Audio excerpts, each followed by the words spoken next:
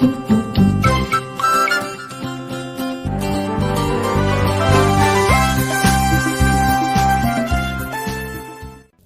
மூன்றாம் நாளிலும் கர்த்தருடைய சமூகம் நம்முடைய மத்தியில் இருக்கிறபடியால் அவரை நன்றியோடு ஸ்தோத்திரிக்கிறேன். With a grateful heart I thank and praise God because on this third day evening also the presence of the Lord is among us. ஒரு காலத்திலே கர்த்தர் எப்படிப்பட்டவர் என்பதை நான் என் வாழ்க்கையில் ருசியாதவனாக ஒரு கிறிஸ்தவனாக இருந்தேன். Once upon a time I was also a Christian but I never tasted the real nature of the Lord. ஆனால் ஆண்டவருடைய வார்த்தையை கேட்கும்படியான ஒரு தாகத்தை கர்த்தர் என் சிறு பருவம் முதல் எனக்கு தந்தார். But right from my childhood God gave me that blessedness to hear the word of the Lord. கர்த்தருடைய வார்த்தைகளை பெற்றவர்கள் தேவர்கள் என்று கர்த்தருடைய வசனம் சொல்லுகிறது. The word of the Lord says that they who have received the word of the Lord are gods. கர்த்தருடைய வசனத்தை வாக்குத்தத்தங்களை விசுவாசிப்பவர்கள் தேவர்கள் என்றுதான் கர்த்தருடைய வசனம் சொல்லுகிறது. The word of the Lord says that those people who are learning the word of God and believe that they are called as gods. இரவும் பகலும் கர்த்தருடைய வேதத்தில் தியானமாய் மனுஷன் பாக்கியவான் என்று முதலாம் சங்கீதம் சொல்லுகிறது. The first psalm says, blessed is that man whose delight and meditation night and day is in the word of the Lord. இரவும் பகலும் கர்த்தருடைய வேதத்தை தியானித்துக் கொண்டிரு, அப்பொழுது நீ உன் வழிகளை வாய்க்க பண்ணுவாய் என்று யோசுவாவுக்கு ஆண்டவரே சொன்னார். And God himself told Joshua that night and day you think and meditate upon the word of God, then you will make your way prosperous. ஆகையால் கர்த்தருடைய வசனம் எந்த இடத்தில் சொல்லப்படுகிறதோ அந்த இடத்திலெல்லாம் நம்முடைய இருதயத்தை தாழ்த்தி அந்த வசனத்தை கேட்பது நம்முடைய ஆத்துமாவுக்கு மிகவும் பிரயோஜனமானது. And therefore wherever the word of the Lord is told or preached, there in those places when we humble our souls and surrender to that word, then our soul will become flourishing. Galileo சொல்லுகிறார், இயற்கையும் சத்திய வேதமும் ஆண்டவருடைய வார்த்தையினால் உண்டானவைகள். Galileo says that this nature and also the word of God had been created by the truth of God. கர்த்தருக்கு ஸ்தோத்திரம். Praise be to the Lord. Sir Isaac Newton சொல்லுகிறார், உலகில் உள்ள எந்த சரித்திர சம்பவங்களுக்கும் இருக்கிற ஆதாரங்களை விட கர்த்தருடைய வேதத்திற்கு அதிகம் ஆதாரங்கள் இருக்கின்றன. Sir Isaac Newton has told that more than the scientific proof for all the things of this world, there is more proof for the word of God to prove it true. கர்த்தருடைய வேதம் எந்த விதத்திலும் மறக்கவோ மறுக்கவோ முடியாத ஒன்று. The law of the Lord is something which we cannot deny or we can despise. Michael Faraday சொல்லுகிறார், சத்திய வேதத்தை பின்பற்றுகிற ஒரு மனுஷன் ஒரு காலம் வழி தவறி போக மாட்டான். Michael Faraday says a person who is following the truthful word of the Lord will never go astray. கர்த்தருடைய வேதத்தை வழிகாட்டியாய் கொண்டிருக்கிற ஒரு மனிதன் ஒருபோதும் வழி தவற மாட்டான் என்று சொல்கிறார். And he says whosoever is having the word of the Lord as his guide, he will never go out of the way.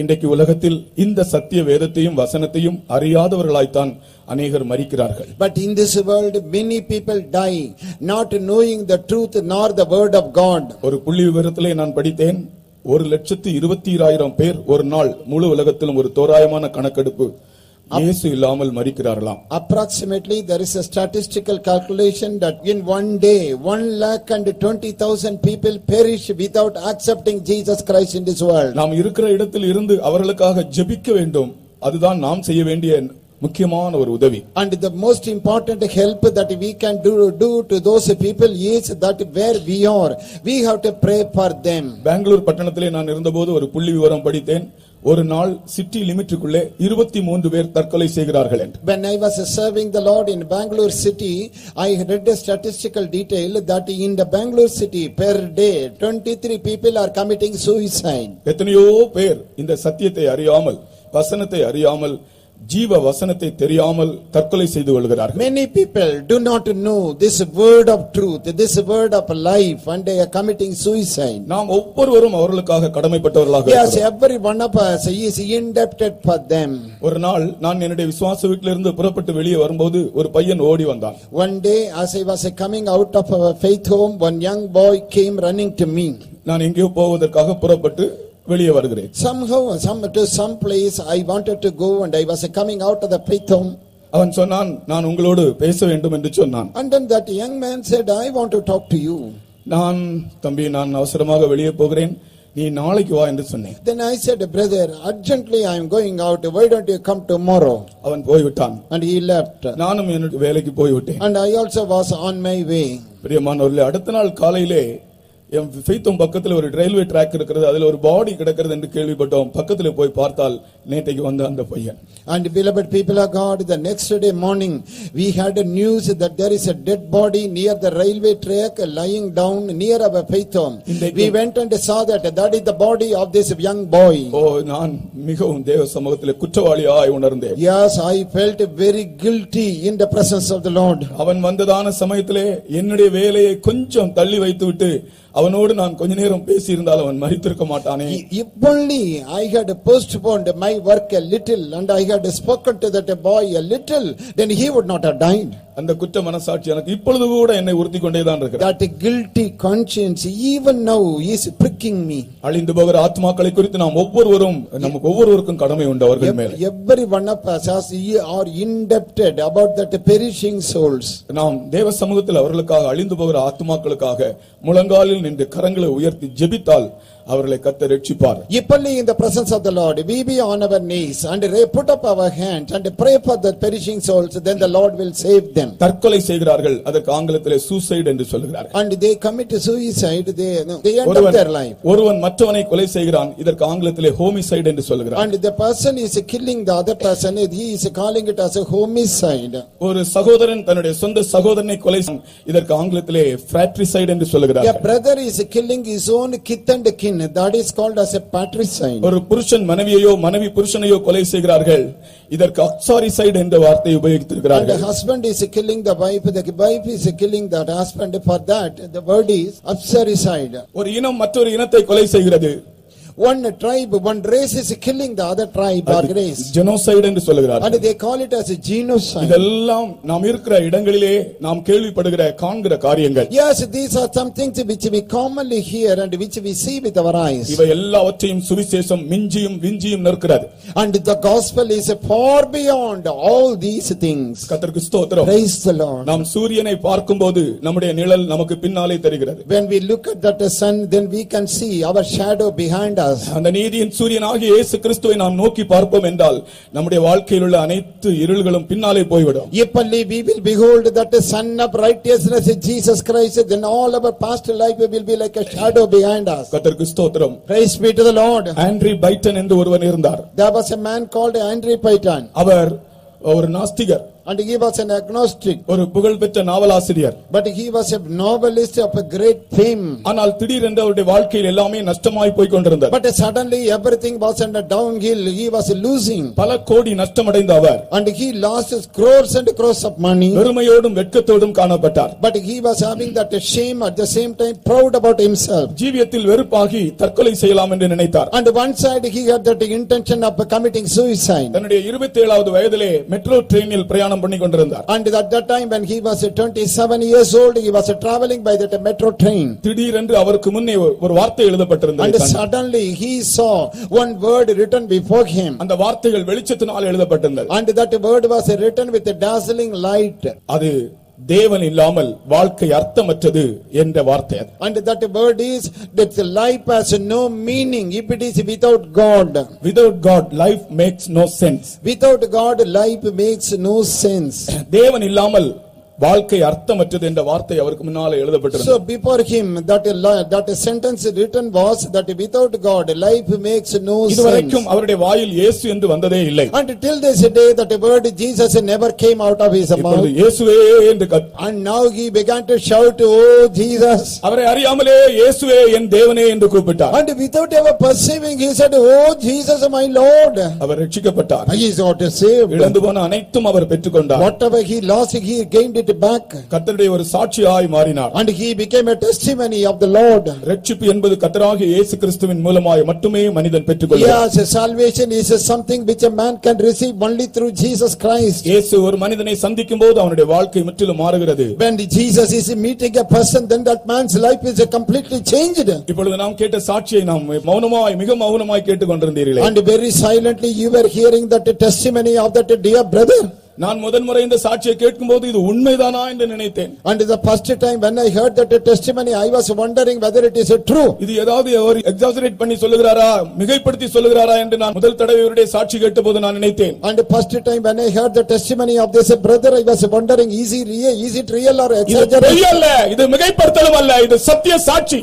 And this is not a lie, this is not an exaggeration, this is a truthful testimony. ஆண்டவராகிய இயேசு கிறிஸ்து ஒரு மனுஷனுடைய வாழ்க்கையை சந்திக்கும்போது, when the Lord Jesus is meeting the life of a man, நானும் நீரும் எனக்கு கொடுத்த பிள்ளைகளும் சியோனிலே அற்புதங்களும் அடையாளங்களுமாக இருக்கிறோம். then you and the children you gave me, we are signs and wonders in Zion. மனிதர் வாழ்க்கை அற்புதமாய் மாறுகிறது. Yes, the life of a man changes miraculously. இன்றைக்கு இந்த வார்த்தைகளை நீங்கள் கேட்கும்போது, வசனங்களை கேட்கும்போது உங்களுடைய வாழ்க்கையில் அற்புதம் நடக்கும். Yes, even as you are hearing the word of God in this evening, a miracle will take place in your life. இதை விசுவாசிக்கிறவர்கள் நம்முடைய கரங்களை உயர்த்தி கர்த்தரை நன்றியோடு சத்தமாய் ஸ்தோத்திரிப்போமாக. Hallelujah. Hallelujah. Worship Jesus. Hallelujah. Praise the Lord.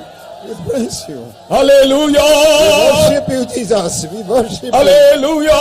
Praise the Lord. Praise the Lord. Praise the Lord. Hallelujah. உன்னுடைய விளக்கை ஆண்டவர் ஏற்றுகிறவர். Yes, the Lord is the one who is lighting your lamp. கர்த்தருக்கு ஸ்தோத்திரம். Praise the Lord. உன் விளக்கு அணைந்து போகாதபடி அவர் பாதுகாக்கிறவர். And he will preserve you that your light may not go up. உன்னுடைய வாழ்க்கையாகிய விளக்கை கர்த்தர் ஏற்றுகிறவர். And the Lord will light up your lamp, that is your life. கர்த்தருடைய வசனத்தை விசுவாசித்தால் உன்னுடைய வாழ்க்கையாகிய விளக்கு ஏற்றப்படும். If only you will believe the word of the Lord, then your life, your lamp will be lightened up. அந்த நாட்களிலே இது போல உள்ள மின் விளக்குகள் இல்லை. In those days there was no electricity and these lamps. வீடுகளிலே குத்து விளக்கு ஏற்றி வைப்பார்கள். And in those days we had only small lamps with oil. ஆராதிக்கிற இடங்களிலே குத்து விளக்கு ஏற்றி வைப்பார்கள். In the place of worship they used to have such lamps burning with wicks. ஒரு பலத்த காற்று அடிக்கும்போது சில வேளைகள் அந்த விளக்கு அணைந்து போகும். Supposing a strong wind blows, then that light will go off. எங்க பள்ளிக்கூடத்திலே சின்ன பசங்களுக்கு ஒரு போட்டி வைத்தார்கள். In our school, for these young children, they used to have a competition. Candle கொளுத்தி அப்படி வரிசையாக நாங்கள் ஒரு கொஞ்சம் பேர் ஸ்பீடா நடந்து போக வேண்டும், candle அணையக்கூடாது. And we will light up that candle and we must march past in a line, but go speedily, but the candle must not go up. காற்று நல்லா அடித்து கொண்டிருக்கிறது. And the wind is blowing severely. நான் எவ்வளவோ அந்த கையினாலே அதை மறைத்து அந்த கேண்டில் அணையாதபடிக்கு எவ்வளவோ பிரயாசப்பட்டு பார்க்கிறேன், நானா என் கேண்டில் அணைந்து போயிடுச்சு. And with that other hand, I was covering that flame so that it may not go up, but then it went off. கர்த்தர் சொல்லுகிறார், அருமையான தேவனுடைய பிள்ளையே, உன்னுடைய விளக்கு அணைந்து போகாதபடி, உன்னுடைய வாழ்க்கையாகிய விளக்கு அணைந்து போகாதபடி என் கரத்தின் நிழலினால் உன்னை மறைப்பேன் என்று சொல்லுகிறார். Beloved child of God, the Lord is saying that your lamp, your light may not go up. I am now covering you with my hand. கர்த்தருக்கு ஸ்தோத்திரம். Praise the Lord. கர்த்தர் நம்மை என்றைக்கு நாம் ரட்சிக்கப்பட்டோமோ அன்றைக்கு இந்த விளக்கு ஏற்றப்பட்டது, இதுவரைக்கும் எரிந்து கொண்டே இருக்கிறது. எவ்வளவோ காற்றுகள் வந்தது, அணைந்து போகாதபடி அவருடைய கரத்தின் நிழலினால் ஆண்டவர் நம்மை மறைத்து இதுவரைக்கும் எரிய செய்து கொண்டே இருக்கிறார். Yes, the day we got saved, and that day our light, our lamp was lightened up. So many winds blew, so many trials came, but then the Lord sustained us and he has preserved that the light would not go up. என்னுடைய வாழ்க்கையிலும் கூட எவ்வளவோ கஷ்டங்கள், சோதனைகள், வியாதிகள், வேதனைகள் எல்லாம் வந்ததுண்டு. Yes, in my personal life also so many trials, so many temptations, sicknesses came. நான் இந்த விளக்கு அணைந்து போகாதபடி, எனக்குள் ஏற்றின விளக்கு அணைந்து போகாதபடி கர்த்தர் அவருடைய கரத்தின் நிழலினால் என்னை மறைத்து இன்றைக்கு உங்கள் முன்னாலே நிறுத்தி இருக்கிறபடினால் நான் நன்றியோடு நிற்கிறேன். Yes, with a grateful heart I am standing before you and before the Lord, because the Lord had been sustaining and covering me with the shadow of his hand so that my lamp may not go up. கர்த்தருக்கு ஸ்தோத்திரம். Praise the Lord. வெகுமதிகள் என்ற தலைப்பில் தான் நாம் இந்த நாட்களிலே சத்தியத்தை ஆராய்ந்து வருகிறோம். In these evenings we are doing research in the word of God upon that topic, gifts or presents. வேத புத்தகத்திலே अनेक இடங்களிலே வெகுமதிகளை பற்றி எழுதப்பட்டிருக்கிறது. In the scripture in many places gifts and presents are mentioned. நாம் கடந்த 2 நாட்களிலும் சில வெகுமதிகளை பற்றி படித்தோம். In the past 2 evenings we considered about a few of these presents. முதலாவது ஏசாவுக்கு யாக்கோபு கொடுத்த வெகுமதி. First of all we saw that a present which Jacob gave to Esau. இரண்டாவதாக பாபிலோன் ராஜா எசேக்கியா ராஜா கொடுத்த வெகுமதி. And secondly that gift which the king of Babylon gave to King Hezekiah. மூன்றாவது சேபா ராஜஸ்திரீ சாலமோனுக்கு கொடுத்த வெகுமதி. And the third is that a present which the queen of Sheba gave to Solomon the king. இந்த மூன்றையும் பற்றி நாம் நேற்றைய வரைக்கும் படித்தோம். And till last evening we considered about these 3. இன்றைக்கு அகாஸ்வேரு ராஜா எஸ்தர் ராணி நிமித்தம் சகல நாடுகளுக்கும் கொடுத்த வெகுமதி. And today we are going to see that the gift of the present which that the emperor Ahasuerus gave to all the countries through the queen Esther.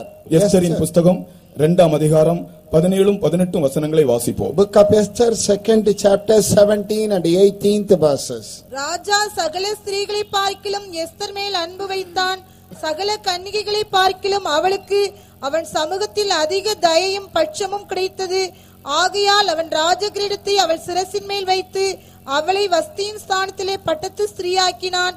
அப்பொழுது ராஜா தன்னுடைய எல்லா பிரபுக்களுக்கும் ஊழியக்காரருக்கும் Esther நிமித்தம் ஒரு பெரிய விருந்து செய்து நாடுகளுக்கு சலக்கரணை உண்டாக்கி ராஜஸ்துதிக்கு தக்க வெகுமானங்களை கொடுத்தான். And the king loved Esther above all the women, and she obtained grace and favor in his sight more than all the virgins, so that he set the royal crown upon her head and made her queen instead of Vashti. Then the king made a great feast unto all his princes and his servants, even Esther's feast, and he made a release to the provinces and gave gifts according to the state of the king. Esther ராணியானது நிமித்தம் ராஜா சகல நாடுகளுக்கும் சலக்கரணை உண்டாக்கி வெகுமதிகளை கொடுத்தான். And because of this Esther was made as a queen, this emperor was distributing the gifts according to his status to all the countries. நான் ஏற்கனவே சொல்லி இருக்கிறேன், வேத புத்தகத்தில் இடம்பெற்றுள்ளதான சம்பவங்கள் அவைகள் வெறும் சரித்திரங்கள் அல்ல, அவைகள் சத்தியங்களாய் வெளிப்படுகின்றன. And I have already told you that the incidents which had taken place in the word of God, they are not mere historical facts, but really they are revealing a deeper truth. Esther ராணியானது நிமித்தம் ராஜா சகல நாடுகளுக்கும் ஒன்று சலக்கரணை உண்டாக்கினான், 2 வெகுமதிகளை கொடுத்தான். And because of this Esther became the queen, this emperor, he made a release to the provinces and gave gifts. கர்த்தருக்கு ஸ்தோத்திரம். Praise the Lord. முதலாவது இந்த வெகுமதியை பற்றி சொல்லும் முன்னதாக இந்த எஸ்தர் ராணியானதை பற்றி சில வார்த்தைகள் சொல்லுகிறேன். Before I could speak about these gifts, I would like to tell you how this Esther became the queen. அகாஸ்வேரு ராஜா ஒரு ராணியை தள்ளி இன்னொரு ராணியை தெரிந்து கொள்கிறான். This emperor Ahasuerus, he rejected a particular queen, but he is choosing another one.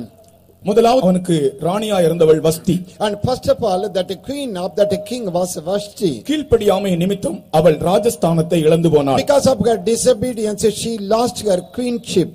இதெல்லாம் நமக்கு எச்சரிப்பாக எழுதப்பட்டிருக்கிற ஆவியானவரால் எழுதப்பட்டிருக்கிற காரியங்கள். And these are the things which are written by the Spirit of God to warn us. கீழ்ப்படியாமையும் கர்வமும் யாரிடத்தில் இருக்குமோ ராஜஸ்தானத்தை இழந்து போவார்கள். Whosoever is disobedient and proud, then they will lose their king's position. இந்த வஸ்தியின் ஸ்தானத்திலே எஸ்தர் ராஜாத்தி ஆகிறாள். So in the place of this Vashti, Esther became the queen. இவள் எப்படிப்பட்டவள் என்று சில காரியங்களை சொல்லுகிறேன். I would like to tell you a few things about this Esther. அருமையானவர்களே, வஸ்தி எஸ்தரை விட மிகவும் அழகானவள். Beloved people of God, this Vashti was really more beautiful than this Esther. Esther தன்னுடைய அழகினால் ராணியாகவில்லை. Esther did not become the queen because of her beauty. ஆனால் வஸ்தி தான் மிகவும் அழகுள்ளவள். But this Vashti was very comely and beautiful. அவள் இழந்து போன இடம் எஸ்தருக்கு கிடைக்கிறது. And that place which she lost, this Esther received. இந்த Esther எப்படிப்பட்டவள்? What is the nature of this Esther? முதலாவது இவள் ஒரு அனாதை. First of all, she was an orphan. கர்த்தருக்கு ஸ்தோத்திரம். Praise the Lord. இவள் ஒரு அனாதை. And she was destitute. தகப்பனும் தாயும் இல்லாதவள். She had no father, no mother. அவள் முற்றிலுமாய் கர்த்தரை சார்ந்து கொண்டவள். And she had to depend entirely upon the Lord. இந்த உலகத்திலே நாம் முற்றிலுமாய் கர்த்தரை சார்ந்து கொண்டு, எனக்கு இந்த உலகத்தில் வேறு யாரும் இல்லை ஆண்டவரே, நான் ஒரு அனாதை, நீர்தான் எனக்கு எல்லாவற்றுக்கும் எல்லாமா இருக்கிறீர் என்ற இடத்தில் வரும்போது கர்த்தர் நம்மை தெரிந்து கொள்கிறார். When we come to that place where we can tell Lord, I do not have anybody in this world, but I am an orphan, a destitute, you are all in all to me, then the Lord will choose us. இவர்கள் தான் திக்கற்றவர்கள் என்று அழைக்கப்படுகிறார்கள். And these people are called fatherless. இந்த உலகத்திலே திக்கற்றவர்களாக ஜீவிக்கிற ஒரு கூட்டம் ஜனங்கள் உண்டு. In this world there is one group of people who are destitute, that is fatherless. அவர்களுக்கு தான் ஆண்டவராகிய இயேசு சொன்னார், நான் உங்களை திக்கற்றவர்களாக விடேன் என்று சொன்னார். And to them only the Lord Jesus said, I will not leave you comfortless. நீங்கள் திக்கற்றவர்களாக இருக்கிறீர்கள், ஆனால் நான் உங்களை திக்கற்றவர்களாய் விடுவதில்லை. And now you are seen as a destitute, as an orphan, but I will not leave you like that. வேத புத்தகத்தை நீங்கள் உன்னிப்பாக வாசித்து பாருங்கள். You read the word of God closely. அதிலே திக்கற்றவர்கள் என்ற வார்த்தைக்கு ஆங்கிலத்திலே ரெண்டு வார்த்தைகள் And உபயோகிக்கப்பட்டிருக்கிறது. that word destitute, there are two words, fatherless. ஓசியாவின் புஸ்தகம் 14ஆம் அதிகாரம் 2ஆம் வசனத்திலே In Hosea 14th chapter verse 2.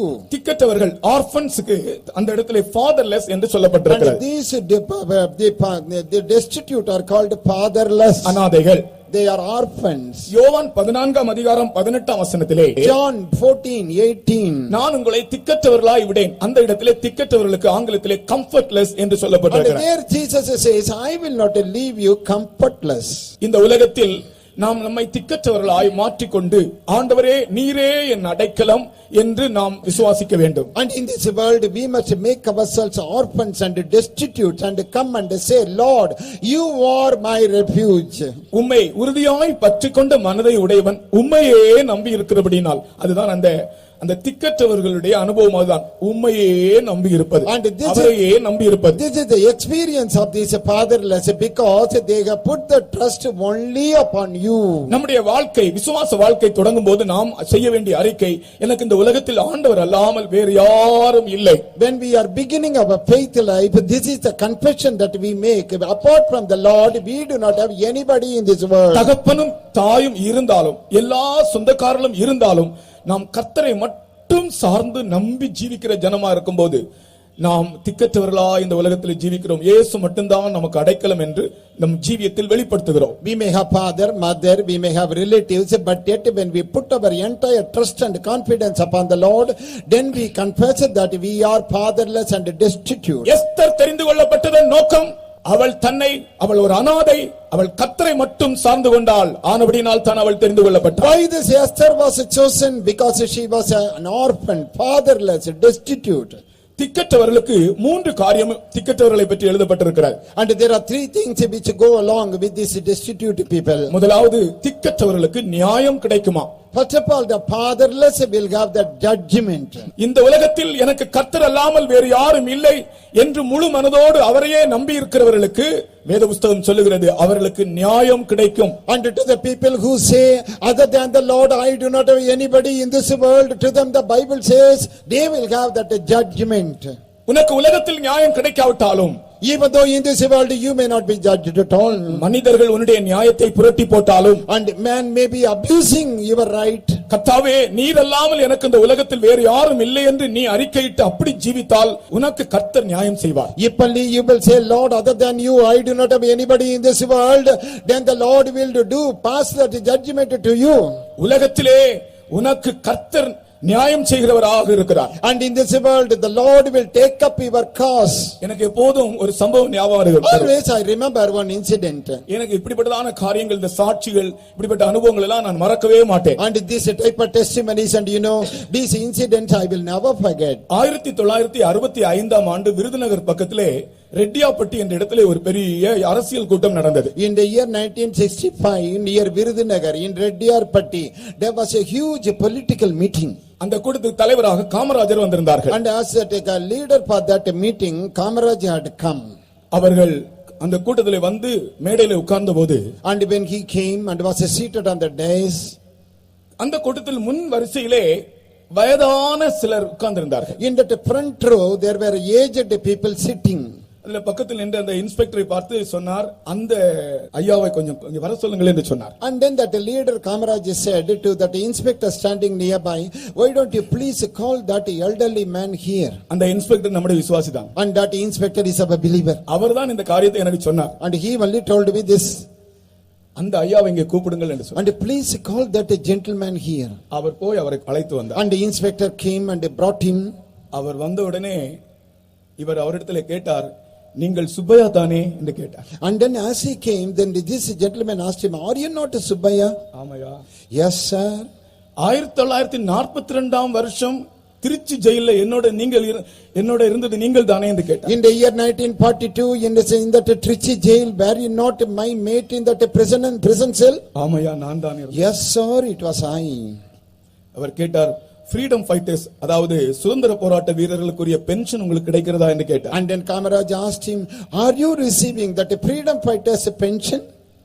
அப்ப இவர் சொன்னார், நான் ஜெயிலில் இருந்ததுக்கு ப்ரூஃப் இல்லைன்னு சொல்லி எனக்கு பென்ஷன் தராமல் விட்டு விட்டார்கள் என்று சொன்னார். And he said, there is no proof that I was in jail. அதனால எனக்கு தர முடியாது என்று சொல்லி And விட்டார்கள். therefore they said, no, we won't give you the pension. அப்பொழுதுதான் இவர் சொன்னார், ப்ரூஃபா? நான் தானே உம்மோடு இருந்தேன். And then Kamaraj said, they want proof. I was there with you. நான் தானே உம்மோடு இருந்தேன். Was I not with you in that jail? இனி என்ன ப்ரூஃப் வேண்டும்? What more proof they want? இதுவரைக்கும் உள்ள எல்லா பென்ஷன் உனக்கு கிடைக்கும்படியாக வழி செய்யப்படும். And then all that pension due to you, you will receive as arrears. உலகத்திலேயே இப்படி நியாயம் கிடைத்தால், And if this wisdom we can, maybe this judgment we can get in this சர்வலோக world. தேவன் சர்வலோக நியாயாதிபதி உனக்கு நீதி செய்யாதிருப்பாரா? And will that judge of the whole world, will he not take up your cause? நீ உன்னை ஒரு அனாதை என்று அறிக்கை செய்தால், And if only you will confess you are fatherless. நீரல்லாமல் எனக்கு இந்த உலகத்தில் யாரும் இல்லை என்று நீ சொன்னால், And if people say, other than you, Lord, I do not have anybody. கர்த்தர் நிச்சயமாய் உனக்கு நியாயம் செய்வார். Yes, certainly he will plead your cause. யாருக்காகவும் நீதி கிடைக்க வேண்டுமா? உங்களுக்காக கர்த்தர் நீதி செய்கிறார். And if you want that judgment to come to you, then God will do that. உங்கள் நீதி புரட்டப்பட்டிருக்கிறதா? கர்த்தர் உங்களுக்கு நீதி செய்கிறார். If that judgment turned away from you, the Lord will take up your cause. இரண்டாவது, திக்கற்றவர்களுக்கு இரக்கம் கிடைக்கிறது. And secondly, for this fatherless, they will obtain mercy. கர்த்தருக்கு ஸ்தோத்திரம். Praise the Lord. இந்த உலகத்திலே தேவன் அவர்களுக்கு இரக்கம் செய்கிறார். Yes, in this world, God will show mercy to them. கர்த்தருடைய இரக்கம் உனக்கு உண்டானால் பின்னே உனக்கு என்ன வேண்டும்? If you can receive the mercy from the Lord, what else you need? ஆண்டவரே, உம்மை இல்லாமல் எனக்கு யாரும் இல்லை, உமக்கு முன்பாக நான் இருக்கிறேன் ஆண்டவரே, நான் ஒரு திக்கற்றவன் என்று நீ அறிக்கை செய்து பார், உனக்கு இரக்கம் கிடைக்கும். You just try this. You tell the Lord, Lord, other than you, I do not have anybody in this world. I am an orphan. You say that and see, you will receive the mercy. அது மட்டுமல்ல, கர்த்தருடைய வசனம் சொல்லுகிறது, திக்கற்றவர்களுக்கு கர்த்தர் அவர்களை கர்த்தர் கைவிடுவதில்லை. And not only that, the word of God says that to the fatherless and the destitute, God will not forsake. நியாயம் கிடைக்கிறது, இரக்கம் கிடைக்கிறது, அவர்கள் கைவிடப்படுவதில்லை. இந்த மூன்று வசனங்களும் தெளிவாக எழுதப்பட்டிருக்கின்றன. And these three verses are written clearly in the scripture. They will receive that good judgment, they receive that mercy, and also they will not be forsaken.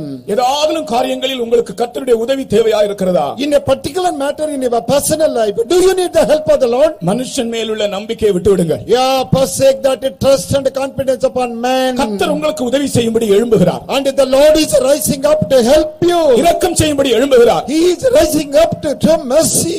நான் உங்களை கைவிடுவதில்லை என்று சொல்லி இருக்கிறார். And the Lord has said, I will not leave you. அப்படி விசுவாசிக்கிறவர்கள் கரங்களை உயர்த்தி, கர்த்தர் என்னை கைவிடுவதில்லை என்ற விசுவாசத்தோடு உங்களுடைய கைகளை உயர்த்தி ஸ்தோத்திரம் பண்ணுங்கள். அந்த ஸ்தோத்திர சத்தத்தில் ஆண்டவருடைய நாமம் மகிமைப்படட்டும். Praise the Lord. We worship you, Jesus. Praise the Lord. Praise the Lord. கர்த்தர் கைவிட மாட்டார். The Lord will not forsake. அல்லேலூயா. ஸ்தோத்திரம் ஆண்டவரே. கர்த்தர் கைவிட மாட்டார். The Lord will not abandon. Hallelujah. Hallelujah. Glory to the name of Jesus. ஆமென். நீங்கள் இதை இதயத்தின் ஆழத்திலே விசுவாசித்து ஸ்துதியுங்கள்.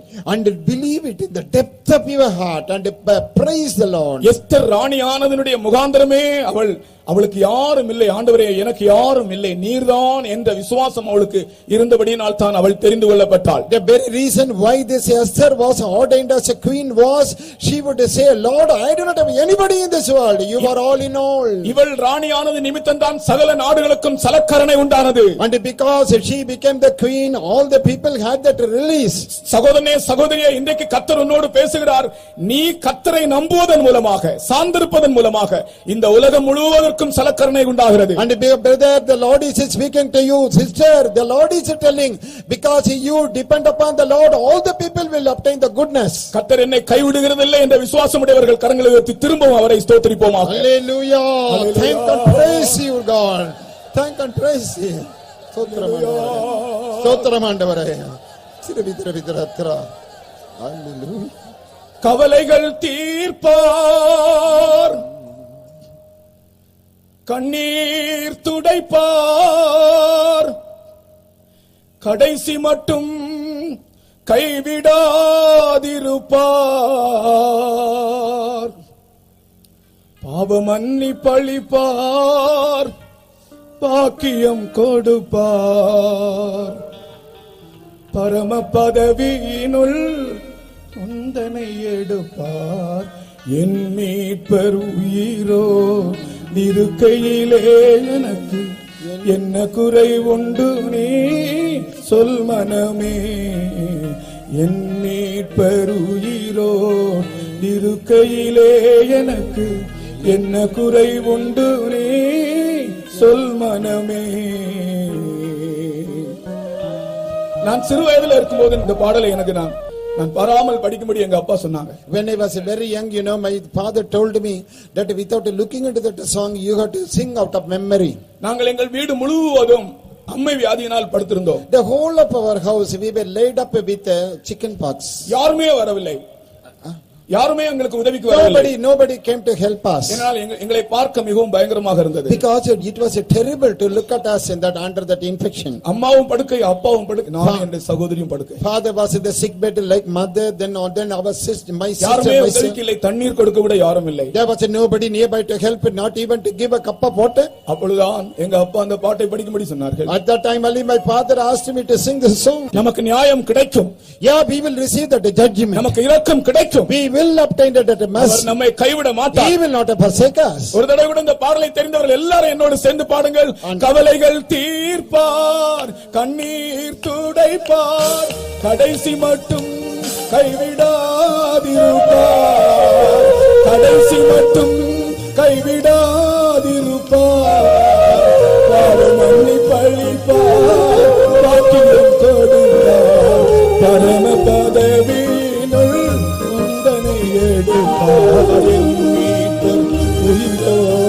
இருக்கையிலே எனக்கு என்ன குறை உண்டு நீ சொல்வனே.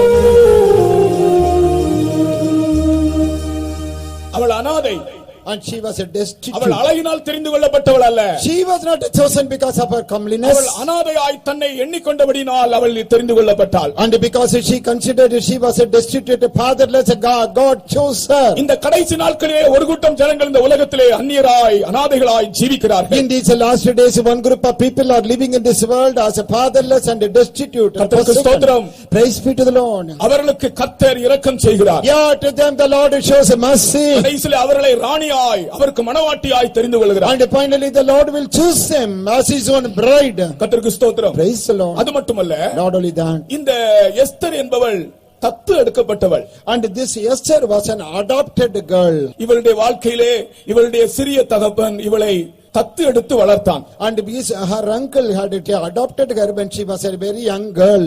அதை வாசிங்கள். அவன் தன் சிறிய தகப்பன் குமாரத்தியாகிய எஸ்தர் என்னும் அக்சாலை வளர்த்தான். அவளுடைய சகோதரன் முறைமைக்கு அவளுடைய சிறிய தகப்பனுடைய குமாரத்தி, அதாவது மொர்தெகாயினுடைய சிறிய தகப்பன் குமாரத்தி.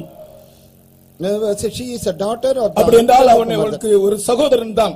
In other words, we can say she happened to be his brother. தன்னுடைய சகோதரனால் அவள் தத்து எடுக்கப்பட்டு And she வளர்க்கப்பட்டாள். was adopted as an adopted girl, as a sister, and he was bringing her. அதே போல பரிசுத்த ஆவியானவர் நம்மை தத்து எடுக்கிறார். In the same way, the Holy Spirit is adopting us as children. Adoption என்றதான வார்த்தையை பற்றி அல்லது புத்திர சுவிகாரம் என்கிற வார்த்தையை பற்றி ரோமருக்கு எழுதின நிருபத்திலே வாசிக்கிறோம். In the epistle written to the Romans, we see about that adoption of sons.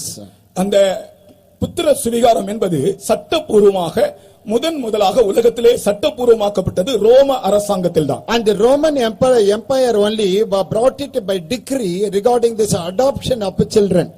மற்றவர்களுடைய பிள்ளைகளை தங்களுடைய பிள்ளைகளாக எடுத்து வளர்க்கிறதான சட்டபூர்வமான ஒரு காரியம் முதல் உலகத்திலே ரோம அரசாங்கம் தான் கொண்டு வந்தது. So first of all, the Roman government only brought into practice by a law that if the people, that the children who were begotten by others, they are adopted as their own children by other parents. ஆகையினால் தான் அந்த ரோமருக்கு எழுதின நிருபத்திலே இந்த அடாப்ஷனை பற்றி பவுல் அப்போஸ்தலன் That is why எழுதுகிறார். St. Paul is writing to that epistle written to the Romans regarding the adoption of sons. பரிசுத்த ஆவியானவர் நம்மை தத்தெடுக்கிறார். Yeah, Holy Spirit is adopting us. ஆகையினால் தான் நாம் அப்பா பிதாவே என்று கூப்பிடத்தக்க புத்திர சுவிகாரத்தின் ஆவியை பெற்றோம். That is how we have the spirit of adoption, where we are crying, Abba, Father.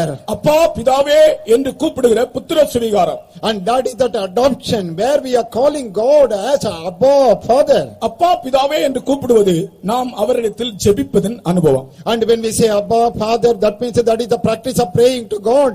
தகப்பனை நோக்கி பிள்ளை ஜெபிக்கிற அனுபவம். Even as a child is praying to that Father. கர்த்தருக்கு ஸ்தோத்திரம். Praise the Lord. ஆகையால் தான் கிறிஸ்தவ ஜீவியத்தில் பரிசுத்தாவியின் அபிஷேகம் நாம் அவரை அப்பா பிதாவே என்று கூப்பிட்டு ஜெபிக்கும்படியாய் நமக்கு கொடுக்கப்படுகிறது. And that is why in our Christian life Holy Spirit is given to us so that we may call and pray to God by name Abba Father. நமக்கு புத்திர சுவிகாரம் கிடைத்தது. We are receiving that adoption of children. நாம் அவருடைய புத்திரர்களாய் மாறினோம். We have become the sons of God. பரிசுத்தாவின் அபிஷேகத்தை பெற்றுக்கொண்டவர்கள் தேவனுடைய புத்திரர்கள். And those who have received the anointing of the Spirit of God, they are the children, sons of God. புத்திரர் என்றால் அவர்களுக்கு சுதந்திரமும் உண்டு. And when they are called as sons, they have an inheritance. ஒரு தகப்பனுடைய சொத்து மகனுக்கு சொந்தமானது போல Even as the property of the father passes on to the son. ஒரு புத்திரனாக இருந்தால் அவருடைய சொத்து அனைத்தும் அவருக்குரியவைகள் அனைத்தும் நமக்கு சொந்தம். And if we are really the sons of God, then whatever belonging father has, all that belongs to us. முதலாவது நாம் அவரை அப்பா என்று சொல்லி கூப்பிட்டு ஜெபிக்கும்படி இந்த அபிஷேகம் உதவி செய்கிறது. First of all, this anointing is enabling us so that we may call the God as Abba and then pray to him. தொடக்க நாட்களிலே இந்த பெந்தேகோஸ்தேக்காரர்கள் ஆவியில் நிரம்புவது எனக்கு ஒரு புதிய காரியமாக இருந்தது. In the beginning of a Christian experience, when the Pentecostal people had that infilling, that was something a wonder to me. இது இவர்களுடைய ஒரு மன எழுச்சி என்றுதான் நான் நினைத்தேன். I thought this was a mere mental emotion.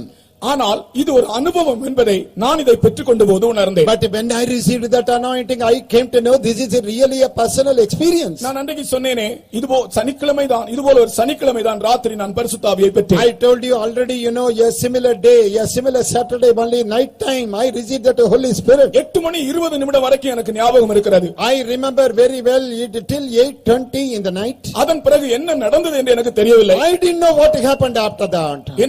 எனக்கு என்னுடைய புத்திக்கு அப்பாற்பட்ட ஒரு வல்லமை என்னை ஆட்கொண்டதை நான் உணர்ந்தேன். Yeah, I understood a power beyond my comprehension took hold of me. நான் ஒரு தரிசனம் கண்டேன். I had a vision. ஒரு பெரிய புத்தகம் திறக்கப்பட்டிருந்தது. A huge volume of book was என்னுடைய பெயர் அதிலே எழுதப்பட்டது. And my name was seen written. பின்னாட்களில் அதுதான் ஆட்டுக்குட்டியானவருடைய ஜீவ புத்தகம் என்று நான் அறிந்தேன். But in later days I came to know that is the Lamb's book of life. நாம் பரிசுத்தாவின் அபிஷேகத்தை பெற்றுக்கொள்ளும்போது ஆட்டுக்குட்டியானவருடைய ஜீவ புத்தகத்தில் நம் பெயர் எழுதப்படுகிறது. Yeah, when we receive that anointing of the Holy Spirit, our names are written in the Lamb's book of life. அது நம்முடைய மேரேஜ் ரெஜிஸ்டர் என்று நான் சொன்னேனே.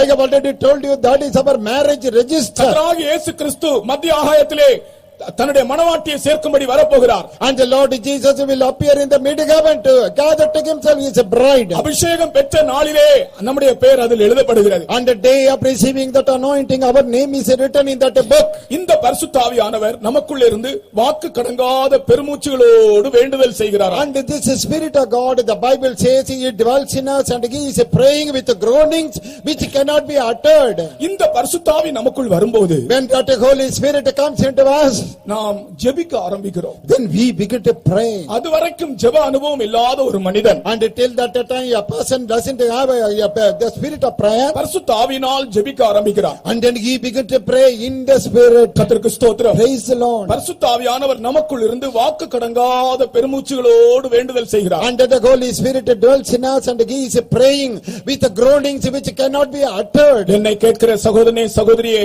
தகப்பன்மாரே தாய்மார்களே, நீங்கள் யாராலும் இந்த பரிசுத்த ஆவியை பெறாதவர்கள் இந்த இடத்தில் இருந்தால், And even as you are hearing my words, oh dear sister, dear brother, dear fatherly and motherly people, if you have not received the Holy Spirit, நிச்சயமாக இந்த அபிஷேகத்தை நீங்கள் பெற்றுக்கொள்ளத்தான் வேண்டும். definitely you ought to receive that anointing. இந்த அபிஷேகம் தான் முதலாவது உங்களுக்கு ஜெபிப்பதற்கு உதவி செய்கிறது. And this anointing will first of all help you to pray.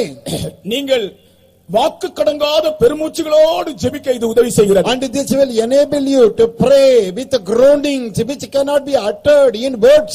அதுவரைக்கும் நீ ஜெபிக்காத அளவு ஜெபத்தை, ஜெப ஆவியை, ஜெப சிந்தையை இந்த அபிஷேகம் உனக்குள் தருகிறது. And till that time you would not have heard that the mind of prayer or the spirit of prayer, but this anointing will help you. கிறிஸ்தவர்களை துன்பப்படுத்திக் கொண்டிருந்த Saul, And that Saul, who was persecuting the Christians, தமஸ்குவுக்கு போகிற வழியிலே ஆண்டவரால் சந்திக்கப்பட்ட போது, as he was proceeding to Damascus, he was confronted with Jesus. அவனுடைய வாழ்க்கை முழுவதும் மாறிவிட்டது. His whole life got changed. அனனியாவிடத்திலே இயேசு சொல்லுகிறார், And to Ananias Jesus says, நீ போ, You go. அந்த இடத்திலே சவுல் இருக்கிறான். And there is Saul. அவன் இப்பொழுது ஜெபம் பண்ணி கொண்டிருக்கிறான். He is now praying. பாருங்கள், அவன் ஜெபம் பண்ணி கொண்டிருக்கிறான். And see, this Saul is praying. அவன் கர்த்தராகிய இயேசு கிறிஸ்துவை நோக்கி ஜெபம் பண்ணுகிறவனாய் மாறிவிட்டான். And now he is changed to pray unto Jesus. சகோதரனே, சகோதரியே, நீ கர்த்தருடைய மனவாட்டியாய் மாற வேண்டும் என்றால் உன்னுடைய வாழ்க்கையிலே ஒரு தனி ஜெபத்தின் அனுபவம் உருவாக்கப்பட வேண்டும். Dear brother, dear sister, if you want to become the bride of Jesus, then you must have the practice of personal prayer. தனி ஜெபத்தின் ஆவி உனக்குள் ஊற்றப்பட வேண்டும். And that spirit of personal prayer must be poured in you. நீ இருதயத்தை ஊற்றி ஜெபிக்கிறவனாய் மாறுவாய், ஜெபிக்கிறவளாய் மாறுவாய். Then you will become a man, a woman pouring out your heart and pray. அடுத்ததாக இந்த பரிசுத்த ஆவிக்கு இன்னொரு பெயர். And then the Holy Spirit has another name. ஆங்கிலத்திலே இது earnest என்றும் தமிழிலே இதற்கு அச்சாரம் என்றும் சொல்லப்பட்டிருக்கிறது. In the English translation, this Holy Spirit anointing is called as the earnest of our inheritance. பரிசுத்த ஆவியானவர் ஒரு அச்சாரம் என்று சொல்லப்பட்டிருக்கிறது. And this Holy Spirit is the earnest. இந்த அச்சாரம் என்ற வார்த்தைக்கு, earnest என்ற வார்த்தைக்கு 3 அர்த்தங்கள் டிக்ஷனரியில் எழுதப்பட்டிருக்கின்றன. And this word earnest is given 3 meanings in the dictionary. நீங்கள் வெப்ஸ்டர்ஸ் இங்கிலீஷ் டிக்ஷனரியை பாருங்கள். Turn to Webster's English Dictionary. அதிலே earnest என்ற வார்த்தைக்கு 3 அர்த்தங்கள் For the கொடுக்கப்பட்டிருக்கிறது. word earnest, there are 3 meanings. முதலாவது, ஒரு காரியத்தை குறித்து கருத்தாக இருப்பது. And first of all, being very attentive regarding a particular matter. இரண்டாவது, earnest என்றால் அது ஒரு பொருளுக்கோ ஒரு இடத்திற்கோ கொடுக்கிற முன் பணம். And secondly, when we say earnest, that is the advance money we pray for a property or for a thing. மூன்றாவது ஒரு அர்த்தம் And கொடுக்கப்பட்டிருக்கிறது. the third meaning, வரப்போகிற காரியத்தை முன்னதாகவே ருசிக்கிற அனுபவம், ஃபோர் டேஸ்ட் பண்ணுகிறதான ஒரு அனுபவம். for tasting a thing which is yet to happen. இந்த 3 அர்த்தங்களும் earnest என்ற வார்த்தைக்கு உண்டு. And these 3 meanings have got have for that word earnest. ஆம், இதை நாம் பரிசுத்தாவின் அபிஷேகத்தோடு ஒப்பிட்டு பார்க்கும்போது, Yes, when we compare it to the anointing of the Holy Spirit, இந்த 3 அர்த்தங்களும் அந்த அபிஷேகத்துக்கு பொருந்தும். yeah, these are applicable, these meanings are applicable to the anointing. எப்படி என்று சொல்லுகிறேன். I want to tell you why. ஒருவன் அபிஷேகத்தை பெறும்போது When a person is receiving anointing, அந்த அபிஷேகம் அவனை கருத்துள்ளவனாய் மாற்றுகிறது. then that anointing will make him very purposeful and attentive. அதாவது அதுவரைக்கும் அவன் கவலையினமாய் வாழ்ந்தவனாய் இருந்தான். In other words, he was a lethargic and without any force. ஆனால் anointing அல்லாவிட்டால் பரிசுத்தாவின் அபிஷேகம் அவனை கருத்துள்ளவனாய் மாற்றுகிறது. In other words, this anointing of the Holy Spirit is making him purposeful and earnest. பரிசுத்தாவின் அபிஷேகம் கவலையற்ற ஜீவியம் செய்கிற ஒரு மனிதனை கருத்துள்ளவனாக மாற்றுகிறது. So this careless man now becomes very diligent. எல்லா காரியத்தை குறித்தும் கருத்தா இருக்கும்படி அபிஷேகம் அவனுக்கு உதவி செய்கிறது. And that anointing is helping him so that he may be very diligent and purposeful in all things. உன்னுடைய ஜீவியத்திலே நீ ஏதாவதும் காரியத்திலே கவலையினமாய் இருக்கிறாயா? In your personal life, are you careless and lethargic regarding a matter? உன்னுடைய பிள்ளைகள் யாராலும் கவலையினமாய் காணப்படுகிறார்களா? Is any of your children very lethargic and careless? கவலையினமாய் கருத்தின்மையாய் ஜீவிக்கிறவர்களை அபிஷேகம் கருத்துள்ளவர்களாய் மாற்றுகிறது. அதற்கு தான் earnest என்று பெயர். And a person who is careless and who is negligent, the anointing is making him purposeful. That is why it is called earnest. அது மட்டுமல்ல, Not only that, இந்த earnest என்றால் ஒரு பொருளுக்கோ ஒரு இடத்திற்கோ கொடுக்கிற முன் பணம். when we say earnest, that is the advance money we pay for a property or for a thing. Advance கொடுத்த பிறகு அட்வான்ஸ் கொடுத்தவனுக்கு அந்த பொருள் சொந்தம். So once he gives that advance, that property belongs to this person. கர்த்தருக்கு ஸ்தோத்திரம். Praise the Lord. இந்த பரிசுத்தாவின் அபிஷேகம் ஒரு முன்பணம் போல் நமக்கு And கொடுக்கப்பட்டிருக்கிறது. it is the anointing of the Holy Spirit is given to us as the advance money. இனி ஒரு நாள் அவர் மத்தியாகாயத்தில் வந்து நம்மை சேர்த்துக் கொள்ள போகிறார். Yeah, one day the Lord will appear in the mid-air to receive us to himself. நாம் யாருக்கும் சொந்தமானவர்கள் அல்ல. We do not belong to anybody. பரிசுத்தாவின் அபிஷேகம் பெற்ற மனுஷன் ஆண்டவருக்கு சொந்தமானவன். And that a man anointed by the Holy Spirit, he belongs only to the Lord. நீ மனுஷருக்கு உன்னை ஒப்புக் கொடுக்க கூடாது. You should not yield yourself to men. நீ லௌகிகத்திற்கு உன்னை ஒப்புக் கொடுக்க To the கூடாது. worldliness you should not give yourself. நீ முற்றிலுமாய் ஆண்டவருக்கு சொந்தம். Wholly you belong only to the Lord. ஆண்டவர் உனக்கு முன் பணமாய் இந்த பரிசுத்தாவியை தந்து விட்டார். And that advance money to you, God has given this anointing. இனி அவர் வந்து உன்னை சேர்த்துக் கொள்ள வரப்போகிறார். And one day he is going to come to receive you to himself. கர்த்தருக்கு ஸ்தோத்திரம். Praise the Lord. இந்த அடுத்தது மூன்றாவதாக, And thirdly, இந்த earnest என்ற வார்த்தையினுடைய மூன்றாவது அர்த்தம், the third meaning for this word earnest, வரப்போகிற காரியத்தை இந்த பூமியிலேயே ருசிக்கிற அனுபவம். And that thing which is yet to come, we have a foretaste in this world itself. பரிசுத்தாவியின் அபிஷேகத்தின் மூலமாக By the anointing of the Holy Spirit, பரலோகத்தை பூலோகத்திலே அனுபவிக்கலாம். we can experience that heaven right in this earth. பரலோகத்தை இந்த பூமியிலேயே ருசிக்கலாம். And we can taste that heaven right on this earth. கர்த்தருடைய வசனத்திலே இப்படி ஒரு வார்த்தை உண்டு. There is a verse like this in the word of God. Oh, taste and see that the Lord is good. Oh, taste and see that the Lord is good. English Bible, oh, taste and see that the Lord is good. Yeah, English rendering is, oh, taste and see that the Lord is good. ஆனா தமிழ் வேத புத்தகத்திலே கர்த்தர் நல்லவர் என்பதை ருசித்து பாருங்கள், இந்த ஓ இல்ல. And in that English, in that Tamil version, you know, that oh is not there, just merely blank, taste and see. ஆனால் இன்னொரு இடத்திலே ஓ தாகமா இருக்கிறவர்களே நீங்கள் எல்லாரும் தண்ணீர் இன்றைக்கு வாருங்கள். But there is another place, oh you are thirsty, come to the Lord to drink. கர்த்தர் நல்லவர் என்பதை ருசித்து பாருங்கள் என்ற இடத்துல இங்கிலீஷ் டிரான்ஸ்லேஷன்ல நல்லா இருக்குது. ஓ taste and see that the Lord is good. Yes, that correct translation, oh taste and see that the Lord is good.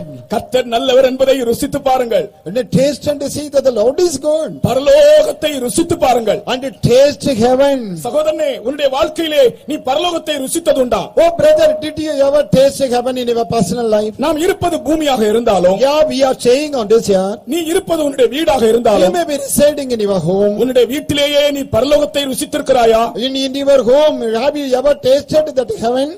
அதுதான் பரிசுத்தாவியின் மூலம் நாம் பெற்றுக்கொள்கிற அனுபவம். That is exactly what we receive as an experience by Holy Spirit. இந்த பூமியிலே இருக்கும்போதே பரலோகத்தை இந்த பூமியிலே ருசிக்கும்படியாகத்தான், அந்த ஃபோர்டேஸ்ட் பண்ணும்படியாகத்தான் இந்த பரிசுத்தாவின் அபிஷேகம் நமக்கு earnest என்ற பெயரில் கொடுக்கப்படுகிறது. And in that name of earnest Holy Spirit anointing is given to us so that while we live on this earth, we may foretaste that heaven. இந்த அபிஷேகம் நம்மை தத்து எடுத்து வளர்க்கிறது. And this anointing, you know, is taking us as by adoption and making us grow. நம்மை நடத்துகிறது. And it is guiding us. நமக்கு போதிக்கிறது. It is teaching, இந்த instructing us. அபிஷேகம் நம்மை போ என்று சொல்லுகிறது. And this anointing says go forward. இந்த அபிஷேகம் நம்மை போகாதே என்று And சொல்லுகிறது. this anointing says don't go. இந்த அபிஷேகம் நம்மை பார் என்று And சொல்லுகிறது. this anointing says come here. இந்த அபிஷேகம் நம்மை பார்க்காதே என்று And சொல்லுகிறது. this anointing says don't look at it. இந்த அபிஷேகம் நம்மை செய் என்று And சொல்லுகிறது. this anointing says do it. இந்த அபிஷேகம் நம்மை செய்யாதே என்று And சொல்லுகிறது. this anointing commands don't do that.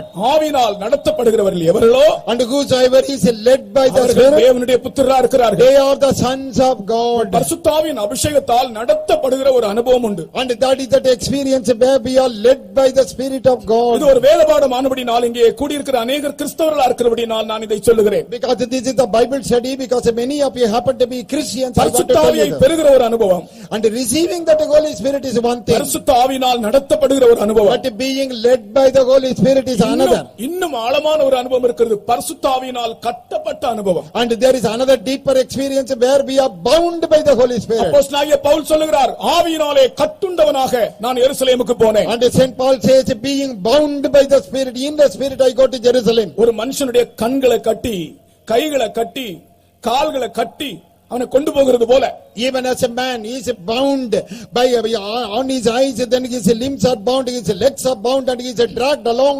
பரிசுத்தாவினால் நிரம்புகிற அனுபவத்தோடு நின்று விடுவதில்லை. And is not stopping with that infilling of the Holy Ghost. பரிசுத்தாவியானவர் நம்மை போதிக்கிற அனுபவத்தோடு நின்று விடுகிறதில்லை. And the Holy Spirit doesn't stop by instructing us. பரிசுத்தாவியானவர் நம்மை கட்டுகிறார். Yeah, Holy Spirit is binding us. எருசலேமிலே இவருக்கு காத்திருக்கிற உபத்திரவங்கள், There are persecutions awaiting in Jerusalem for Paul. கட்டுகளும் உபத்திரவங்களும் எனக்காக காத்திருக்கிறது. And these bindings and imprisonment are awaiting me. ஆனால் ஆவியானவர் என்னை கட்டி, எங்கே எனக்கு கட்டுகளும் உபத்திரவங்களும் காத்துக் கொண்டிருக்கிறதோ ஆவியானவர் என்னை கட்டி அங்கே கொண்டு போகிறார். Where this persecution and tribulation are awaiting, there the Holy Spirit is binding me and taking me. பரிசுத்த ஆவியானவரால் கட்டப்படுகிற ஒரு அனுபவம் உண்டு.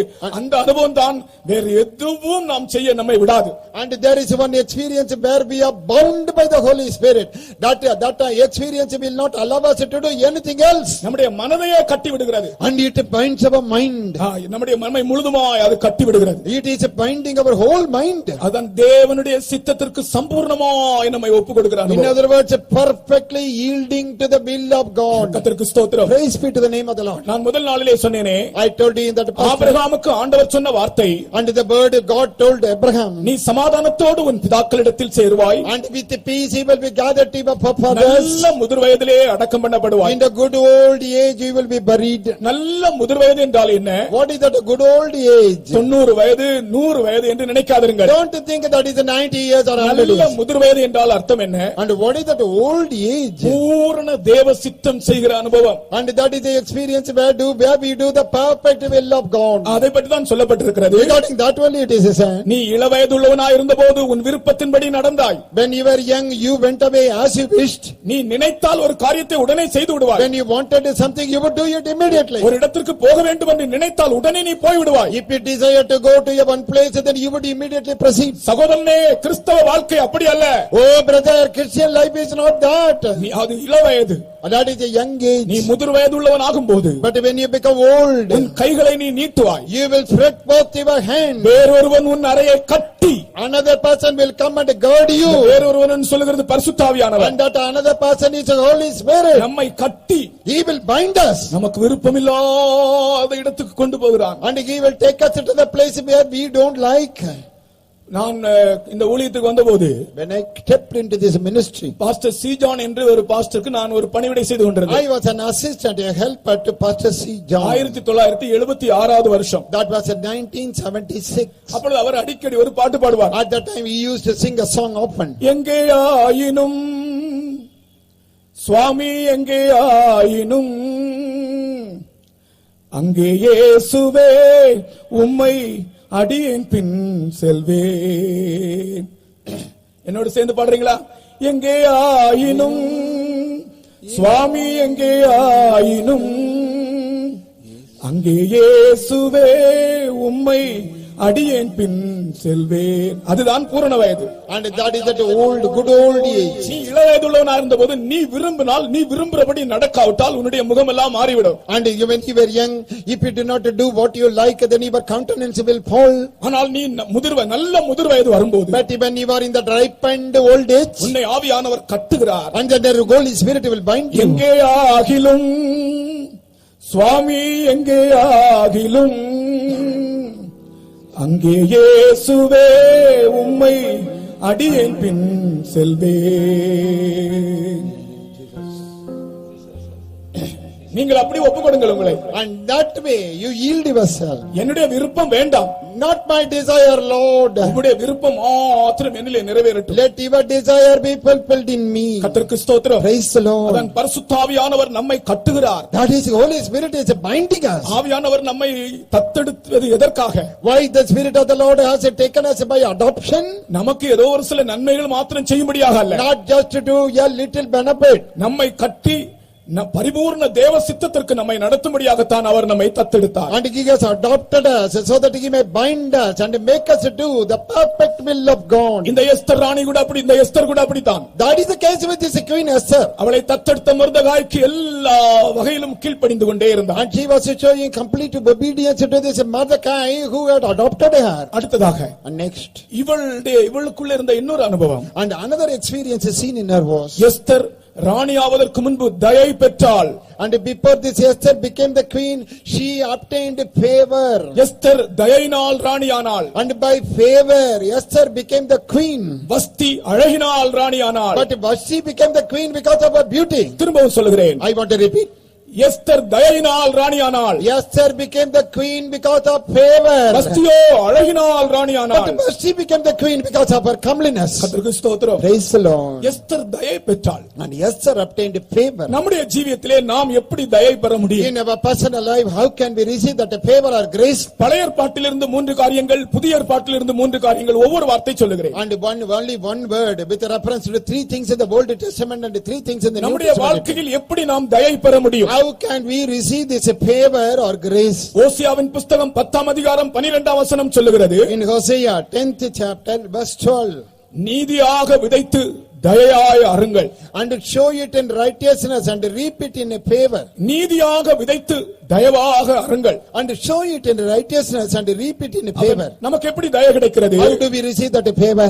நாம் நீதியாய் விதைக்கும் போது நமக்கு தயவாய் அறுவடை கிடைக்கிறது. And when we are sowing it in righteousness, we receive it in all favor. நீ விதைக்கிறது நீதியாக இருக்க வேண்டும். And whatever you sow, that must be righteousness. கர்த்தருக்கு ஸ்தோத்திரம். Praise the Lord. ஒரு மனுஷன் எதை விதைக்கிறானோ அதையே அறுப்பான். Whatever a man is sowing, that only he will reap. நீ விதைப்பது நீதியாக இருந்தால் நீ அறுப்பது தயவாக இருக்கும். And whatever you are, if you are sowing righteousness, then you will receive only that favor. ஆகையால் தான் எந்த யாதொரு காரியத்திலும் ஒரு சிறிய அநீதி கூட நம்முடைய வாழ்க்கையில் And காணப்படும். that is the reason, whichever matter it may be, a small unrighteousness should not be seen in us. அநீதியான 5 பைசா 5 காசுகள் கூட நம்முடைய வீட்டிலே வரக்கூடாது. Even 5 naya paisa by unrighteousness we should not have in our house. எல்லா காரியங்களிலும் நாம் நீதியாய் செய்ய வேண்டும். In all our matters we must do righteously.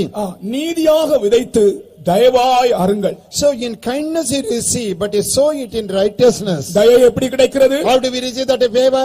நீ நீதி செய்தால் கண்டிப்பாக உனக்கு தயை காண்பிக்கப்படும். If you will do righteously, then definitely that favor, kindness will be shown to you. உங்களுடைய மனசாட்சிக்கு விரோதமான ஏதாகலும் அநீதியான காரியங்கள் இருந்தால் அதை விட்டு விடுங்கள். Supposing you got something against your conscience, then forsake that. நம்முடைய தேவன் நீதி உள்ளவர். Oh, our God is righteous. நீதிமானுடைய பாதை செம்மையாய் இருக்கிறது. And the path of the righteous is right, upright. மகா நீதிபரராகிய நீர் நீதிமானின் பாதையை செவ்வைப்படுத்துகிறீர். And the most upright, oh God, you are making that path of the righteous upright. நம்முடைய தேவன் எப்படிப்பட்டவர்? What is the nature of our God? மகா நீதிபரர். Most upright. அவர் நீதிமானின் பாதையை செவ்வைப்படுத்துகிற மகா நீதிபரர். And he is most upright, making correction in the path of the righteous person. ஆகையால் நம்முடைய வார்த்தையிலே, கிரியையிலே, நடக்கைகளிலே எந்த அநீதியும் இருக்கக்கூடாது. And therefore in our word, in our looks, in our behavior, there should not be any unrighteousness. சொசைட்டிலே, நம்முடைய வீட்டிலே, சபையிலே நாம் எந்த அநீதியும் நமக்குள் காணப்படக்கூடாது. So in our society, in our home, in the church, there should not be any act of unrighteousness. அப்படி ஒரு ஜீவியம் செய்யல முடியும். Yeah, we can lead such a life. நீ யாருக்காவது ஒரு சிறு அநீதி செய்திருப்பாய் என்றால், Supposing you got done a small unrighteousness to somebody, உனக்கு தயவு காண்பிக்கப்படாது. then kindness will not be shown to you. கிறிஸ்துவினுடைய மனவாட்டியாய் நீ மாற முடியாது. You can never become the bride of Christ. இந்த எஸ்தருடைய ஜீவியத்திலே, In the life of this Esther, அவள் தேவனுக்கு முன்பாக ஒரு நீதி செய்கிற ஒரு அனுபவம் அவளுக்குள் இருந்தது. in the sight of God, she was a righteous person. அவள் விதைத்தது நீதியாய் இருந்தபடியினால், And because what she sowed was righteous, அவள் தயவை அறுத்தாள். and she received that favor. இனி அடுத்ததாக பழைய ஏற்பாட்டிலே இந்த நாம் தயவை எப்படி பெற்றுக்கொள்ள வேண்டும் என்று இன்னொரு காரியம் சொல்லுங்க. And next I tell you, another person receiving this favor by righteousness. தேவ மகிமையை நாம் காண விரும்பினால் தேவனுடைய தயவு நமக்கு முன்பாக கடந்து போகும். And if we want to see the glory of God, then all the goodness of the Lord must pass before us. யாத்திராகமம் 33ஆம் அதிகாரம் Exodus chapter 33, 18-19 வசனங்களிலே வாசிக்கும்போது 18-19. வாசிங்கள். அப்பொழுது அவன் உம்முடைய மகிமையை எனக்கு காண்பித்தருளும் என்றான். அதற்கு அவர், என்னுடைய தயையை எல்லாம் நான் உனக்கு முன்பாக கடந்து போக பண்ணி கர்த்தருடைய நாமத்தை உனக்கு முன்பாக கூறுவேன். எவன் மேல் கிருபையா இருக்கும்.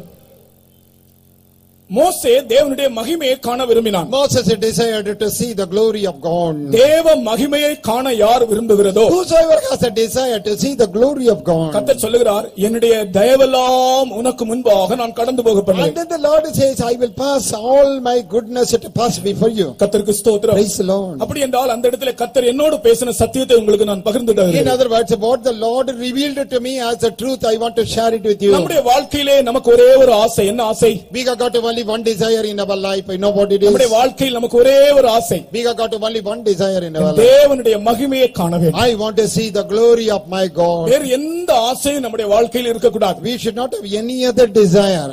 இன்றைக்கும் நீ அதுதான் சொல்ல வேண்டும். Even today you must say that only. நாளைக்கு உன்னை கேட்டால் உன்னுடைய ஆசை என்ன என்று கேட்டால், எனக்கு ஒரே ஒரு ஆசை இருக்கிறது, தேவனுடைய மகிமையை நான் காண விரும்புகிறேன் என்று நீ சொல்ல வேண்டும். Tomorrow somebody asks you, what is your desire? Tomorrow also you must say, I desire to see the glory of God. தேவ மகிமையை காண விரும்புகிறவர்களுக்கு முதலாவது என்ன நடக்கும் தெரியுமா?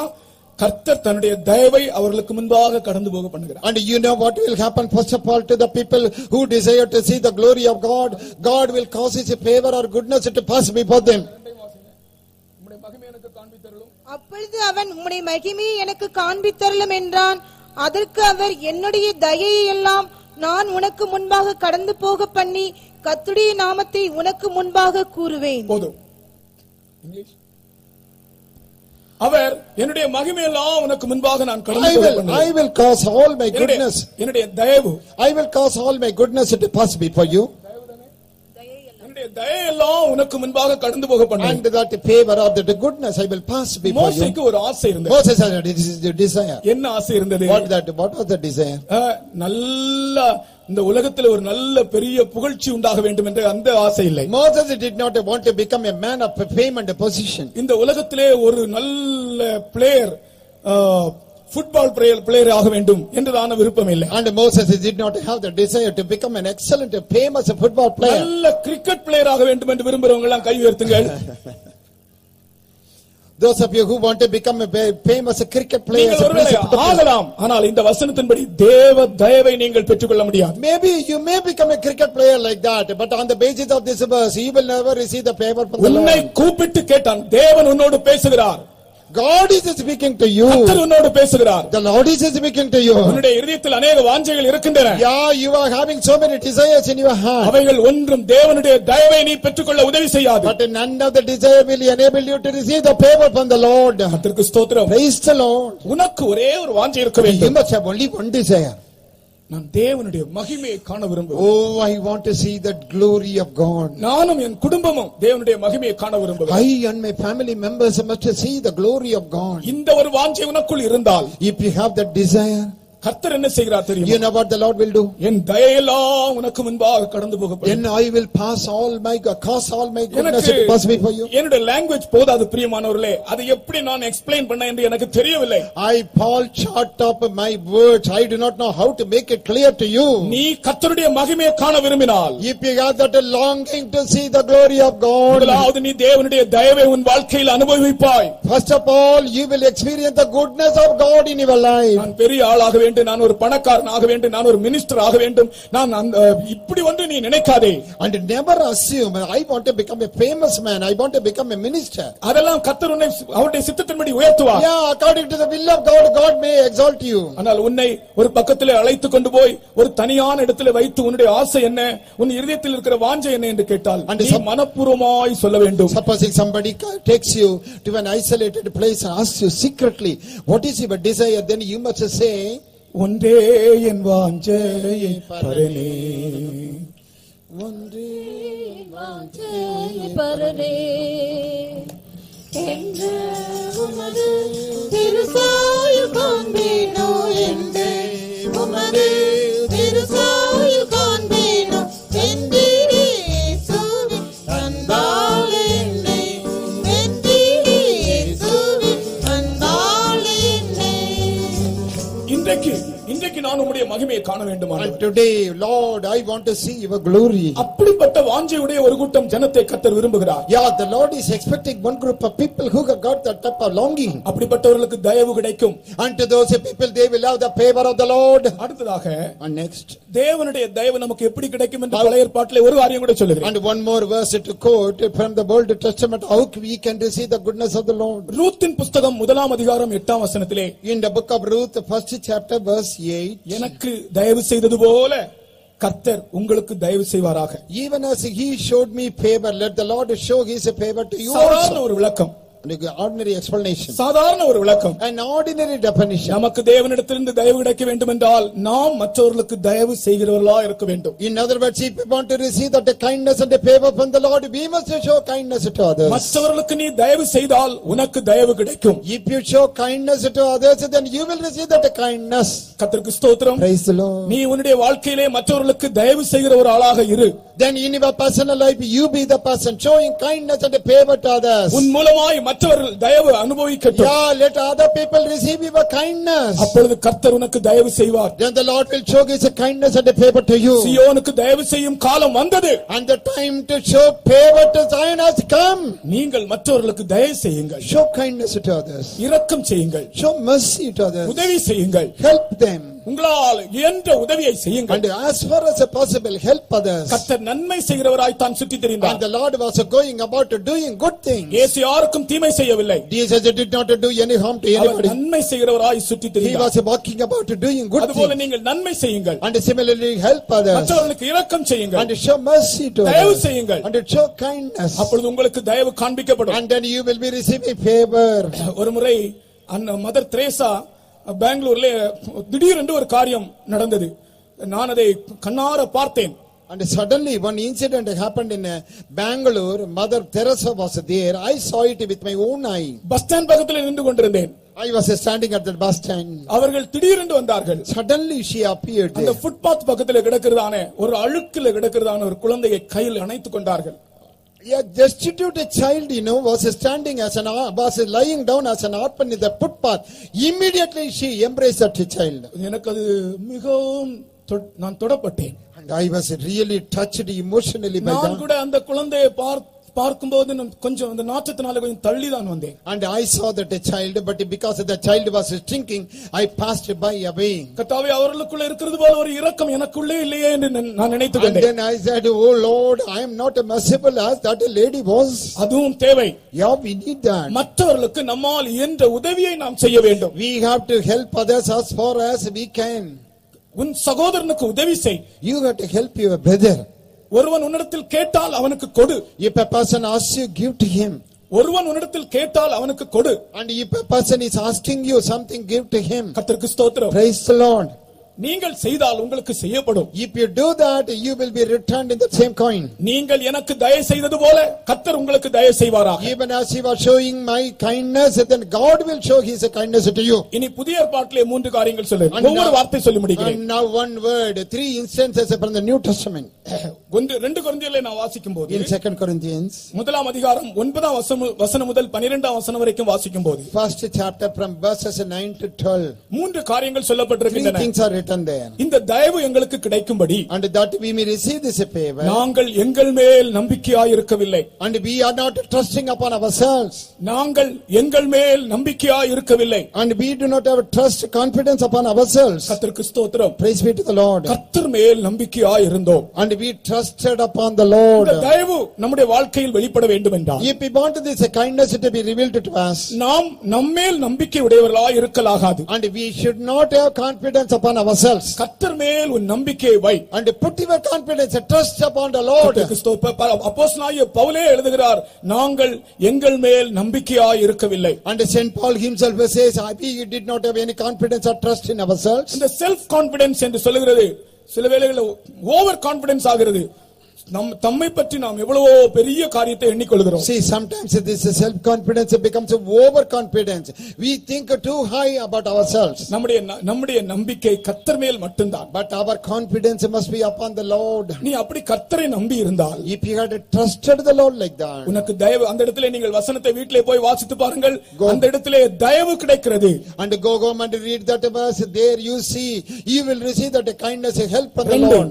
புதிய ஏற்பாட்டிலே 2வது காரியம் சொல்லுகிறேன். And the second incident from the New நாங்கள் மாம்சத்துக்கேற்ற ஞானத்தோடு நடக்கவில்லை. We did not walk according to the fleshly wisdom. அதே வசனங்களில் எழுதப்பட்டிருக்கிறது, நீங்கள் வாசித்துக் கொள்ளுங்கள். In the same verse it is written. நாங்கள் மாம்சத்துக்கேற்ற ஞானத்தோடு நடவாமல், And we did not walk according to the wisdom of this flesh or carnally. மாம்சத்துக்குரிய ஞானத்தோடு நாம் நடந்தால் தேவ தயவு கிடைக்காது. If we walk according to the wisdom of this flesh, we will never receive the favor from the Lord. எத்தனையோ இடங்களில் சில ஆட்கள் தங்களுடைய சொந்த ஞானத்தை, புத்தியை உபயோகிக்கிறார்கள். Many times, many people are using their own intelligence. உன்னுடைய சொந்த புத்தியை நீ சாராதே. They never depend upon your own wisdom. சுய புத்தியை சாராதே. Do not lean upon your wisdom. நாங்கள் மாம்சத்துக்கேற்ற ஞானத்தோடு நடக்கவில்லை. We did not walk according to the fleshly wisdom. மாம்சத்துக்குரிய ஞானம் என்று ஒரு ஞானம் இருக்கிறது. There is a fleshly wisdom. ஆவிக்குரிய ஜனங்களுக்கு அவை முற்றிலுமாய் மாறுபட்டது. For the spiritual people it is quite contradictory. கர்த்தர் நமக்கு என்ன அவருடைய சித்தம் எதுவோ அதற்கு தான் நம்மை நாம் ஒப்பு கொடுக்க வேண்டும். And what is the will of the Lord concerning us, to that we have to yield ourselves. அடுத்ததாக, next, நாங்கள் திவ்ய உண்மையோடு நடந்தோம். And with all divine truthfulness we walk. அப்போஸ்தலனாகிய பவுல் அந்த இடத்திலே சொல்லுகிறார், And Apostle Paul says there, தயவு கிடைப்பதற்கு நாங்கள் திவ்ய உண்மையோடு நடந்தோம். To receive that favor from the Lord, we walked according to that divine nature. திவ்ய உண்மை, Divine truthfulness. divine faithfulness. Divine faithfulness. உண்மை, திவ்யமான உண்மை. And divine faithfulness. இந்த உண்மை என்பது ஒரு விசேஷமான அனுபவம். When we say faithfulness, that is something very special. பொய்யே சொல்லக்கூடாது. Not telling any lie. நான் கேட்கிறேன் உங்களிடத்திலே, இந்த 2011 வருடம் ஜனவரி மாதம் முதல் இந்த மே மாதம் இன்றைக்கு வரை என்னுடைய வாயிலே பொய் வரவில்லை என்று உங்கள் எத்தனை பேருக்கு சாட்சி சொல்ல முடியும்? And I want to ask you this question. How many of you can say out of my mouth, not even a single lie I had uttered, right from the first day of this year till this day? நான் உங்களை கை உயர்த்த சொல்ல மாட்டேன். I am not asking you to put up your hand. உங்களுக்கு தெரியும். You know that.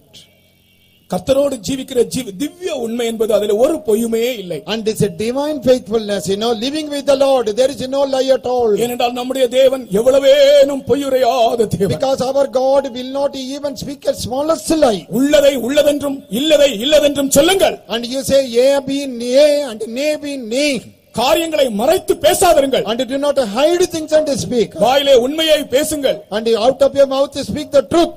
Bharathiyar பாட்டு சின்ன பிள்ளைகள் எல்லாம் படிப்பாங்க. பொய் சொல்லக்கூடாது பாப்பா, நீயும் புறம் சொல்லல் ஆகாது பாப்பா, தெய்வம் நமக்கு துணை பாப்பா, நம்ம வேற என்ன எந்த தீங்கு வரமாட்டாது பாப்பா. So that is the பாப்பா பாட்டுல கூட பாப்பா சின்ன பிள்ளைகளுக்கு கூட பாரதியார் எழுதி வச்சிருக்கிறார். பொய் சொல்லக்கூடாது பாப்பா, நீயும் புறம் சொல்லல் ஆகாது பாப்பா, தெய்வம் நமக்கு துணை பாப்பா, ஒரு தீங்கும் வரமாட்டாது பாப்பா. So you see, even the Tamil poet Bharadiyar has written this song.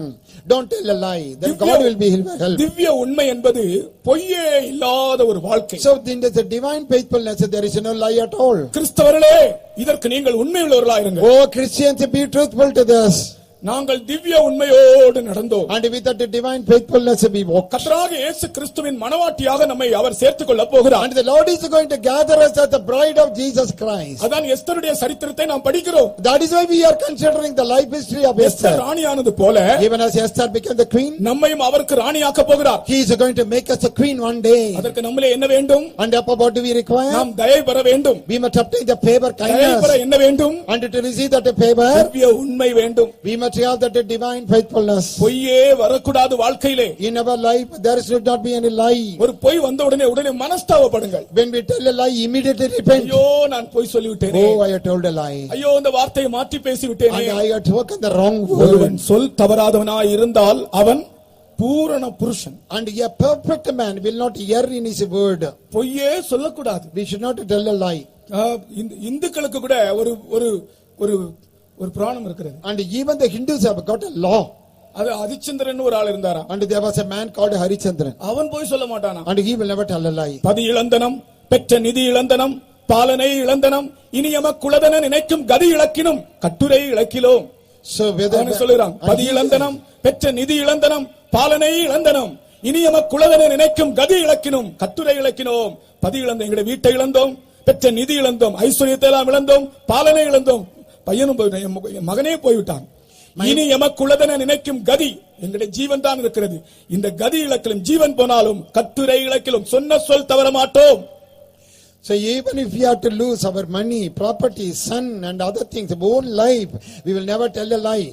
பொய் சொல்லி இருந்தால் மனஸ்தாபப்படுங்கள். If we had to uttered a lie, then repent. வெட்கப்படுங்கள். Be ashamed. தூதர்கள் பொய் சொல்ல மாட்டார்கள். And the angels never tell a lie. அப்ப தேவதூதனுக்கு முன்பாக நீ பொய் சொன்னதை தேவதூதன் கண்டான். And the angel saw that he was lying. ஆண்டவரே மன்னியும் என்று கேட்போம். And he said, let us say, Lord, please forgive me. எனக்கு உம்முடைய தயவு வேண்டும் ஆண்டவரே. Lord, I want your kindness. எனக்கு ஒரு திவ்ய உண்மையை என் வாழ்க்கையிலே தாரும். And please give me that divine faithfulness. ஆண்டவரிடத்தில் கேளுங்கள். You ask the Lord. நாம் ஏதோ வேதபாடம் என்று சொன்னால் ஏதோ ஒரு அறிவை வளர்ப்பதற்கு ஏதோ படிக்கும்படியாய் வரவில்லை. See, this is not to increase our knowledge. We are attending the Bible study. நம்முடைய ஜீவியத்தை பற்றி தான் நாம் ஆராய்ச்சி செய்து கொண்டிருக்கிறோம். We are doing research about our personal life. Esther ராணியானதன் மூலமாக, because Esther became the queen, ஓ ராஜா சகல நாடுகளுக்கும் சலக்கரணை உண்டாக்கினான். and that king showed favor to all the countries. கர்த்தருக்கு ஸ்தோத்திரம். Praise be to the Lord. அதுபோல கர்த்தராகிய இயேசு கிறிஸ்துவுக்கு நாம் மனவாட்டியாய் மாறும்போது, and similarly when we become the bride of Jesus Christ, நாம் மாறுவதற்காக, that we may be changed, இந்த சகலவிதமான சலக்கரணையோடு கூட வெகுமதிகள் தேவன் உலகத்திற்கு கொடுத்து கொண்டே இருக்கிறார். God is giving gift after the other gift. So with all that kindness and favor of the Lord. இந்த வெகுமதி எதை காண்பிக்கிறது? And this present represents what? இந்த உலகத்துக்கு தேவன் அருளுகிற நன்மையான ஈவுகளையும் பூரணமான வரங்களையும் காண்பிக்கிறது. And that shows the perfect gift and the good things that God is giving to this world. அன்று எஸ்தர் ராணியானது நிமித்தம் இது அனுப்பப்பட்டது. And because of that day Esther became the queen, these presents were given. இன்று நாம் மணவாட்டியாக போவது நிமித்தம் இது அனுப்பப்படுகிறது. And because today, because we are the bride of Christ, these things are given. தேவன் இந்த உலகத்துக்கு அருளும் எல்லா நன்மைகளும் ஆசீர்வாதங்களும் all the benefits and all the blessings that God is giving to this world, தன்னுடைய மணவாட்டியை நினைத்து மட்டும்தான் அவர் செய்கிறார். thinking only about his bride he is doing. கர்த்தருக்கு ஸ்தோத்திரம். Praise the Lord. அது ஒரு நன்மையா இருக்கட்டும், ஒரு ஆசீர்வாதமா இருக்கட்டும், it may be a blessing or it may be a good gift. தன்னுடைய மணவாட்டியை நினைத்து சபையை நினைத்துதான் அதை செய்கிறார். Thinking about considering his bride, the church he is doing. ஆகையால் தன் சபை எடுத்துக்கொள்ளப்பட்ட பின்பு, and therefore when the church is caught up, தேவனுடைய நன்மையான ஈவுகளும் பூரணமான வரங்களும் நிறுத்தப்படும். and all the good gift and the perfect gift will be stopped. கிருபையின் வாசல் அடைந்து போகும். and the door of grace will be closed. ஆகையால் தான் நாம் இம்மைக்காக மாத்திரம் தேவன் மேல் நம்பிக்கை உடையவர்களாய் இருக்க கூடாது. and that is why we must not trust the Lord only for the benefits of this present life. இந்த உலகத்தில் சில நன்மைக்காக நீ ஆண்டவரை ஆராதிக்க கூடாது. you should not worship the Lord just to receive some good things in the world. நான் மணவாட்டியாய் மாற வேண்டும் என்ற விருப்பத்தோடு நீ காணப்பட வேண்டும். but with that longing that I must become the bride of Christ. கர்த்தர் அதைத்தான் செய்து கொண்டிருக்கிறார். that is what the Lord is doing in these days. தனக்கென்று ஒரு மணவாட்டியை ஆயத்தமாக்கி கொண்டிருக்கிறார். the Lord is preparing a bride for himself. Esther ராணியான உடனே, the moment Esther became the queen, அகாஸ்வேரு ராஜா முழு உலகத்துக்கும் சலக்கரணை உண்டாக்கினார். and King Ahasuerus showed kindness and favor to the whole world. சலக்கரணை என்ற வார்த்தை இங்கேயும் இன்னொரு இடத்திலேயும் எழுதப்பட்டிருக்கு. ரெண்டு இடங்களில் எழுதப்பட்டிருக்கு. and that word release is used in two occasions in the word of God. 2 ராஜாக்கள் 4ஆம் அதிகாரம் 13ஆம் வசனத்திலும் கூட சலக்கரணை என்ற ஒரு வார்த்தையை வாசிக்கிறோம். in 2 Kings 4th chapter 13th verse, அதற்கு கேர் என்று எழுதப்பட்டிருக்கிறது. அவர் மிகவும் நமக்காக கருதுகிறவராய் விசாரிக்கிறவராய் இருக்கிறார். that care is that word given there. in other words, he is concerned about us, careful for us. எஸ்தரின் புத்தகத்திலே சலக்கரணை என்ற வார்த்தைக்கு ரிலீஸ் என்று சொல்லப்பட்டிருக்கிறது. in the book of Esther, where the release is that word given. அல்லாவிட்டால் ஒரு இளைப்பாறுதல், ஒரு விடுதலை. in other words, a deliverance, a rest. ஒரு rest. a rest is given. கர்த்தருக்கு ஸ்தோத்திரம். praise be to the Lord. முதலாவது கர்த்தருடைய விசாரிப்பு. first of all, the concern, the carefulness of the Lord. அவர் உங்களை விசாரிக்கிறவரானபடியால், because he cares for you, உங்கள் கவலைகள் எல்லாம் அவர் மேல் வைத்து விடுங்கள். cast all your cares upon him. எல்லாரும் இந்த வசனத்தை சொல்லுங்கள். அவர் உங்களை விசாரிக்கிறவரானபடியால், please repeat, because he cares for you, உங்கள் கவலைகள் எல்லாம் அவர் மேல் வைத்து விடுங்கள். cast all your cares upon him. பாருங்கள், எஸ்தர் ராணியானது நிமித்தம், because Esther being the queen, முழு உலகத்திற்கும் எல்லா நாடுகளுக்கும் சலக்கரணை, for the whole world, of all the countries, the care was given, present was given. ராஜாவுடைய ஒரு விசாரிப்பு and the concern of that king. கர்த்தருக்கு ஸ்தோத்திரம். praise be to the Lord. இன்றைக்கு நம்முடைய இயேசு ராஜா நம்மை விசாரிக்கிறார். and today, you know, our King Jesus Christ is அவர் உங்களை விசாரிக்கிறவரானபடியால், because he cares for you, உன் கவலைகள் எல்லாம், உன் பாரங்கள் எல்லாம் அவர் மேல் வைத்து விடு. place all your burdens and cares upon him. இந்த வசனத்தை எத்தனை பேர் விசுவாசிக்கிறீர்கள்? how many of you believe this verse? உங்கள் பாரங்களை, கவலைகளை அவர் மேல் வைத்து விடுங்கள், அவர் உங்களை விசாரிக்கிறார். and place all your cares and concerns upon the Lord, because he cares for you. இது பரலோகத்திலிருந்து நமக்குண்டாகிற ஒரு விசாரிப்பு. and this is the concern, a visit from the heaven. யாரும் உன்னை விசாரிக்காமல் உன்னை தள்ளினாலும், and nobody may visit you or be careful about you, கர்த்தர் உன்னை விசாரிக்கிறார். but the Lord is careful, concerned about you. இது ஒரு பரம விசாரிப்பு, அருமையானவர்களே. and beloved people, this is a heavenly visitation. இதை நான் முழு இருதயத்தோடும் நம்பிக்கையோடும் சொல்லுகிறேன். and with all confidence, with all my heart, I tell you, கர்த்தர் நம்மை விசாரிக்கிறவராய் இருக்கிறார். and the Lord cares for us. ஆகையால் நம்முடைய காரியங்களுக்காக நாம் கவலைப்பட்டு கலங்க கூடாது. and therefore we should not be worried and burdened about ourselves. உங்கள் இருதயம் கலங்காதிருப்பதாக. let not your heart be troubled. தேவனிடத்தில் விசுவாசமாயிருங்கள். believe in God. அவர் நமக்காக எல்லாவற்றையும் செய்கிறவராய் நிறைவேற்றுகிறவராய் இருக்கிறார். And the Lord will fulfill and perform all things for us. உங்களுடைய பாரங்களை கர்த்தர் மேல் வையுங்கள். Place all your burdens upon the Lord. உங்களுடைய வலது கையை தூக்கி என்னுடைய பாரங்களை எல்லாம் கர்த்தர் மேல் வைக்கிறேன் என்று விசுவாசத்தோடு நீங்கள் கர்த்தரை துதியுங்கள். Yeah, put up your right hand and praise the Lord, saying, I place all my burdens and cares upon you, Lord. எஸ்தரின் புத்தகத்திலே அது ஒரு ரிலீஸ், அல்லாவிட்டால் rest. And in the book of Esther we call it as a release or rest. அது உனக்கு இளைப்பாறுதல் உடனே கிடைக்கும். And immediately you will get rest in your heart. இதயத்தின் பாரங்கள் மாறி போகும். And the burden of the heart will roll away. கர்த்தரை விசுவாசியுங்கள். Believe the Lord. உங்கள் பாரங்கள் எல்லாம் அவர் மேல் போடுங்கள். And place all your burdens upon the Lord. ஆமென். உங்களுடைய கைகளை உயர்த்தி சத்தமாக என்னுடைய பாரத்தை உம்மேல் வைக்கிறேன் ஆண்டவரே என்று சொல்லுங்கள். Put up your hands and say, Lord, I place my cares upon you. இந்த கூட்டம் முடிய போகிறது. And this meeting is to be over. கர்த்தர் உங்களை விசாரிக்கிறவர் என்று சொல்லி நான் முடிக்கிறேன். And I tell you, the Lord is caring for you. I finish it. அகாஸ்வேரு ராஜா சகல நாடுகளுக்கும் வெகுமதி அனுப்பினான். அந்த நாடுகளுக்கு சலக்கரணை உண்டாக்கினான். And Ahasuerus was sending his present to all the countries. He showed that rest or release to the people. ஓ உன்னை விசாரிக்கிறவர் இன்றைக்கும் ஜீவிக்கிறார். Oh, that God who is concerned about you is still alive. அவர் மேல் உன்னுடைய நம்பிக்கையை வை. Place your confidence upon the Lord. உன்னை அவர் நடத்துவார். And he will guide you. உன்னுடைய காரியத்தை பொறுப்பெடுக்கிறார். And he is undertaking your burden. ஒரு நாள் ஒரு மிலிட்டரியில இருந்து வந்த எனக்கு கவனிங்க, ஒரு நிமிஷம் என்னை கவனிங்கள். Please 1 minute listen to me. மிலிட்டரியில இருந்து வந்த ஒரு ஆள் சாட்சி சொன்னார். And a person who came from Trichy, he testified. Military From military, he testified. அவர் சொன்னார் திடீரென்று ஒரு siren கொடுத்தாங்களாம். And suddenly, they blew the siren. எல்லாரும் ட்ரெஞ்சில போய் படுக்க சொன்னாங்களாம். And all the people had to run to the trench and lie down. அந்த siren கேட்ட உடனே எல்லாரும் ட்ரெஞ்சில போய் படுத்துனாங்க. ஒரு பள்ளம் போல இருக்கும், ஒரு குழி போல இருக்கும், அதுல போய் படுத்துக்கொள்ள வேண்டும். So boys, so the siren sounded and all the people ran to the trench and lied down. அந்த சைரன் கொடுத்த நடுராத்திரியிலே இவர்கள் எல்லாரும் போய் தன்னுடைய வீட்டில் தானும் தன்னுடைய மனைவியும், அவருக்கு பிள்ளைகள் இல்லை, தானும் தன்னுடைய மனைவி ஒரு ட்ரெஞ்சில போய் படுத்துட்டாங்க. And so the midnight that the siren voice was heard. Immediately this man with his wife went and lied down in the trench. ஓ சத்துருக்கள் பாம்பு போடுகிற சத்தம் கேட்கிறது. And then the bomb blast was heard. அவர்கள் அந்த ட்ரெஞ்சுக்குள்ள இருந்துட்டு ஒரு பாட்டு பாடினார்களாம். And they were lying in the trench and singing a song. உம்மை நம்பினோர் மாண்டதில்லை மாண்டதில்லை மாண்டதில்லை, உம்மை நம்பினோர் ஆமென். சிங்கத்தின் குட்டிகள் தாழ்ச்சியுற்றாலும் பங்கம் பெறாதென்னை தாங்கிடுவீரே, பலனோங்குமே என்னை தாங்குமே துயர் நீங்குமே, ஓங்குமே பலனோங்குமே என்னை தாங்குமே துயர் நீங்குமே, உம்மை நம்பினோர் மாண்டதில்லை மாண்டதில்லை மாண்டதில்லை, உம்மை நம்பினோர் மாண்டதில்லை மாண்டதில்லை மாண்டதில்லை. சலக்கரணையும் வெகுமதியும் உனக்காக அனுப்பப்படுகிறது. Yeah, that release, that rest and the present are given to you. சலக்கரணையும் வெகுமதியும் உனக்காக கர்த்தர் அனுப்புகிறார். Gifts and the rest God is sending to you. சபை நிமித்தம், because of the church, மணவாட்டி நிமித்தம், because of the bride, ஏனென்றால் அவருக்கு ஒரே நோக்கம் அவருடைய மணவாட்டி. because his only purpose is a bride. உன்மேல் நீ மணவாட்டியாக வேண்டும் என்று விரும்புகிறார்.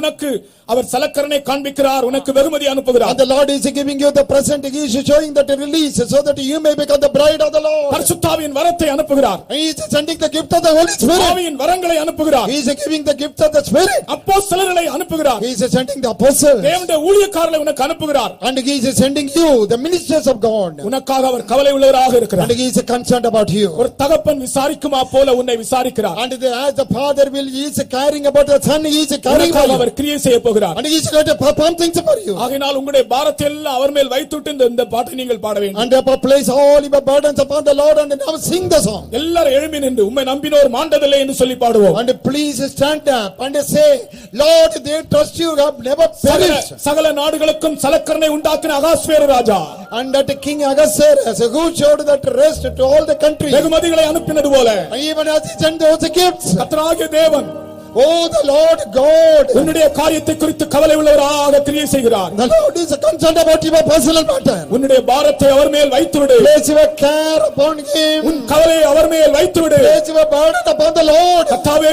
என்னுடைய பாரத்தை உன் மேல் வைக்கிறேன் என்று சொல்லு. Lord, upon you I place my care, you say. நீங்கள் யாரும் இப்பொழுது மௌனமாக இருக்க கூடாது, பேசுங்கள். And please speak to the Lord, don't remain silent. இந்த கன்மலையை பார்த்து பேசுங்கள். And looking at this rock, speak. இந்த கன்மலையை பார்த்து பேசுங்கள். Speak at the rock. கர்த்தாவே என்னுடைய பாரத்தை உன் மேல் வைக்கிறேன். Oh Lord, upon you I place my burden. கவலையை உன் மேல் வைக்கிறேன். Lord, upon you I place my worry. நீர் என்னை விசாரிக்கிற தேவன். Because you are concerned about me. எனக்கும் என் குடும்பத்துக்கும் சலக்கரணை காண்பிக்கிற தேவன். And you are the God who will show rest to me and my family. உம்முடைய வெகுமதிகளை எனக்கு அனுப்பும். Oh, send your present to me, Lord. நன்மையான ஈவுகளை தாரும் ஆண்டவரே. Give me good gifts, oh God. பூரணமான வரங்களை தாரும் ஆண்டவரே. Give me that perfect gift. ஆமென். எல்லாரும் சேர்ந்து விசுவாசத்தோடு இந்த கோரஸை பாடுவோம். Join together and be the faith. சிங்கத்தின் குட்டிகள் தாழ்ச்சியுற்றாலும் பங்கம் வராதென்னை தாங்கிடுவாரே.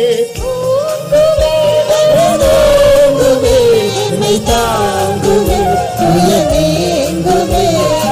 ஓங்குவே பலவோங்குவே. என்னை தாங்குவே துயரேங்குமே. நான் மாண்டதில்லை, மாண்டதில்லை, மாண்டதில்லை. உம்மை நம்பி நான் மாண்டதில்லை, மாண்டதில்லை, மாண்டதில்லை. சிங்கத்தின் குட்டிகள் தாழ்ச்சியுற்றாலும் பங்கம் வராதென்னை காத்திடுவீரே.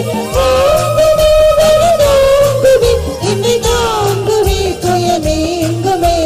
தாங்குவே, தாங்குவே, என்னை தாங்குவே துயரேங்குமே.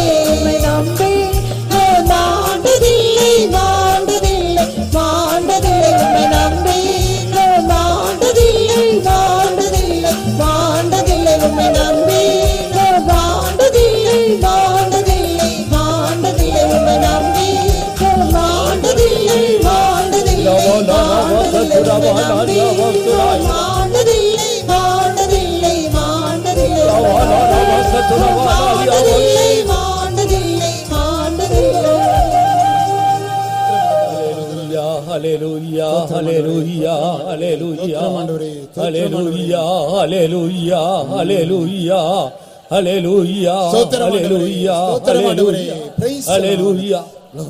ஆம் அருமையானவர்களே, நம்முடைய ஆண்டவரை நம்புகிறவர்கள் ஒருபோதும் ஆண்டு போகிறதில்லை. Yes, beloved people of God, they who trust the Lord will never perish. மாண்டு போகிற மனிதனும் கூட அவரை நம்பி ஜீவன் அடைந்து எழும்பி நிற்கிறார். Even that perishing person, when he believes and trusts Jesus, he receives a new life and he is standing upright. கொலைக்கு நியமிக்கப்பட்டவர்கள் அவரை நம்பி மீட்படைகிறார்கள். People who are appointed to die, death sentence, they believe the Lord and they are redeemed. வியாதியிலே மாண்டு போகிறவர்கள் அவரை நம்பி சுகம் பெற்று எழும்பி நிற்கிறார்கள். People who are perishing in a sickness, they believe the Lord, they receive the healing and they stand upright. பாவத்திலே மாண்டு போய்க் கொண்டிருந்தவர்கள் அவரை நம்பின போது விடுதலை பெற்று பரிசுத்தத்துக்கு சாட்சியாக எழும்பி நிற்கிறார். Yes, people who are perishing in a sin, they received that new life and deliverance. They are a witness to holiness. பில்லி சூனியத்தால், மந்திரத்தால், ஏவல், பிசாசுடைய கட்டுகளால் மாண்டு கொண்டிருந்த ஜனங்கள் அவரை நம்பி விடுதலை பெற்று எழுப்பி நிற்கிறார்கள். People who are bound by the spells of the devil, by witchcraft, by sorcery, they received that deliverance. They are standing upright as a witness. இயேசு கிறிஸ்துவினுடைய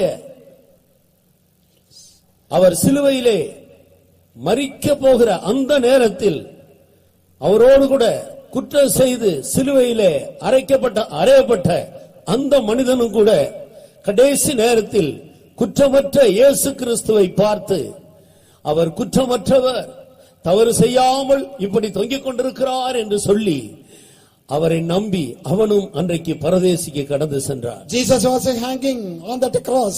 He was about to die on the cross. At the time, that man who was guilty, condemned to die, he was hanging on the cross and looking at Jesus. He said, see, he is innocent. He has not done anything wrong. He trusted that Jesus and received a new life. குற்றவாளி, Guilty man. அவன் சிலுவையில் அறையப்படுவதற்கு நியாயங்கள் உண்டு. Yes, there was a reason for him to be crucified. இன்னும் கொஞ்ச நேரத்துக்குள்ளாக ஜீவன் போக போகிறது. Within a few minutes he is to die. இயேசுவை நம்பி He trusted Jesus. நித்திய ஜீவனை பெற்றுக்கொண்டார். He received eternal life.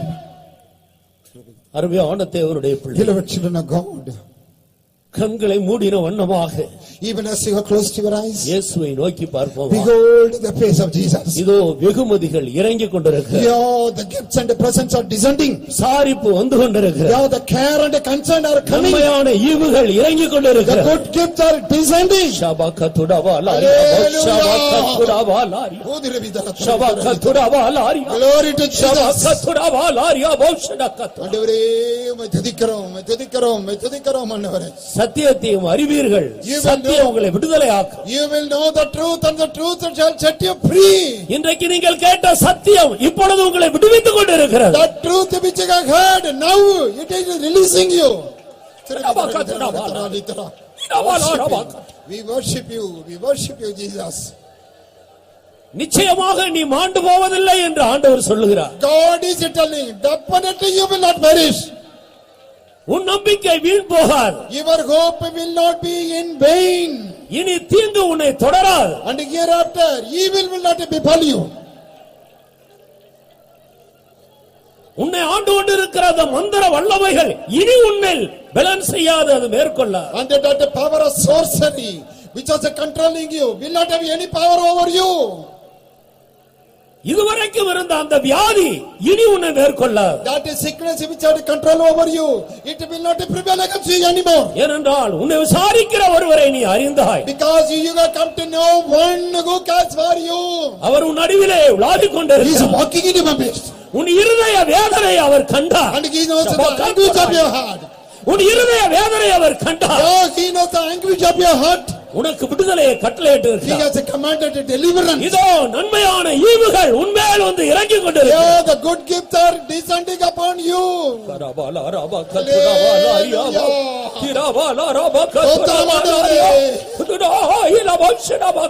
Glory to the name of Jesus.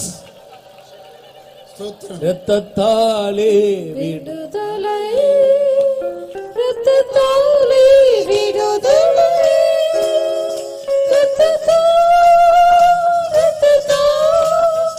இரத்தத்தாலே விடுதலை, இரத்தத்தாலே விடுதலை, இரத்தத்தாலே விடுதலை,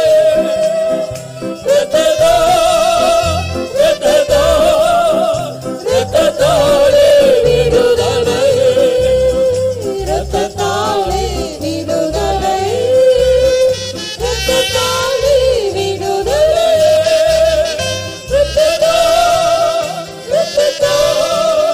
இரத்தத்தாலே விடுதலை, ஆவியாலே விடுதலை, ஆவியாலே விடுதலை, ஆவியாலே விடுதலை, ஆவியாலே விடுதலை, ஆவியாலே விடுதலை, ஆவியாலே விடுதலை,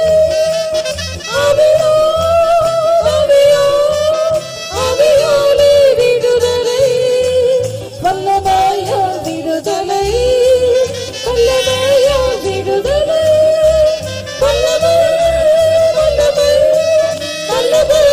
விடுதலை, வல்லமையால் விடுதலை, வல்லமையால் விடுதலை,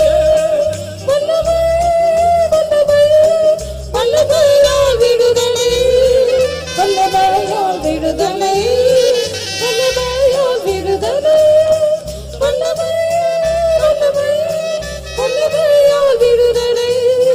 வல்லமையால் விடுதலை, வல்லமையால் விடுதலை, வல்லமையால் விடுதலை, ஹல்லேலூயா, ஹல்லேலூயா, ஹல்லேலூயா, Praise the Lord. ஹல்லேலூயா, ஹல்லேலூயா, ஹல்லேலூயா, ஹல்லேலூயா. ஸ்தோத்திரம். நீங்கள் விசுவாசத்தோடு பாடிக்கொண்டிருந்த பொழுதே நிச்சயமாக தேவன் உங்களை விடுதலை ஆக்கி விட்டார். Even as you were singing with the faith, definitely the Lord had delivered you. இப்பொழுது எத்தனையோ பேர் விடுதலையை நீங்கள் உணர்ந்திருக்கிறீர்கள். Yeah, many of you would have felt that deliverance. இயேசு உங்களை விடுதலை ஆக்கி இருக்கிறார். Jesus has set you free. இயேசு உன்னை விடுதலை ஆக்கி இருக்கிறார். Jesus has set you free. அவருடைய இரத்தத்தால் நீ விடுதலையாக்கப்பட்டிருக்கிறாய். By His blood you were delivered. அவருடைய வார்த்தையால் நீ விடுதலையாக்கப்பட்டிருக்கிறாய். By His word you were delivered. அவருடைய வல்லமை உன்மேல் இறங்கி இருக்கிறது. Oh, the power of the Lord has descended upon you. இயேசு தன்னிலிருந்து வல்லமை புறப்பட்டு போனதை அவர் அறிந்திருக்கிறார். And Jesus knows that the virtue had flown from Him. அநேகருக்குள் ஆண்டவருடைய வல்லமை உள்ளே பிரவேசித்தது. In many people the power of the Lord had penetrated.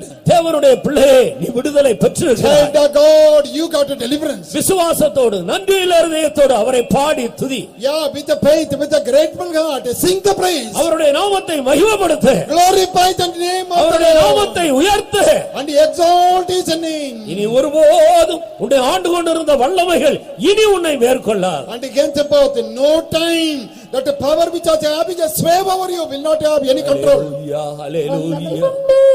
உண்டு அற்புத வல்லமை இயேசுவே ரத்தத்தில் வல்லமை உண்டு அற்புத வல்லமை ஆட்டுக்குட்டியின் ரத்தத்தில் வல்லமை உண்டு அற்புத வல்லமை இயேசுவே ரத்தத்தில் வல்லமை உண்டு அற்புத வல்லமை ஆட்டுக்குட்டியின் ரத்தத்தில் வல்லமை உண்டு அற்புத வல்லமை இயேசுவே ரத்தத்தில் வல்லமை உண்டு அற்புத வல்லமை ஆட்டுக்குட்டியின் ரத்தத்தில் வல்லமை உண்டு அற்புத வல்லமை இயேசுவே ரத்தத்தில் வல்லமை உண்டு அற்புத வல்லமை ஆட்டுக்குட்டியின் ரத்தத்தில் வல்லமை உண்டு அற்புத வல்லமை இயேசுவே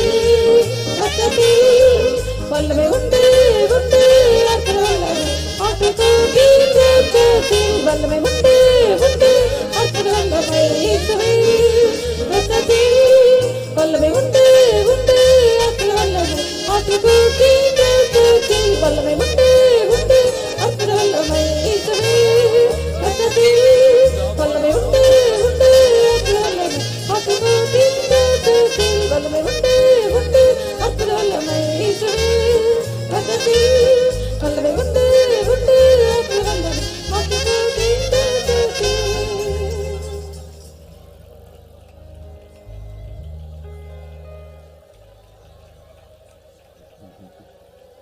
மெய்யாகவே இந்த கூட்டத்தில் இன்றைக்கு விடுதலையை பெற்றவர்கள் மாத்திரம் தயவு செய்து கைகளை உயர்த்து.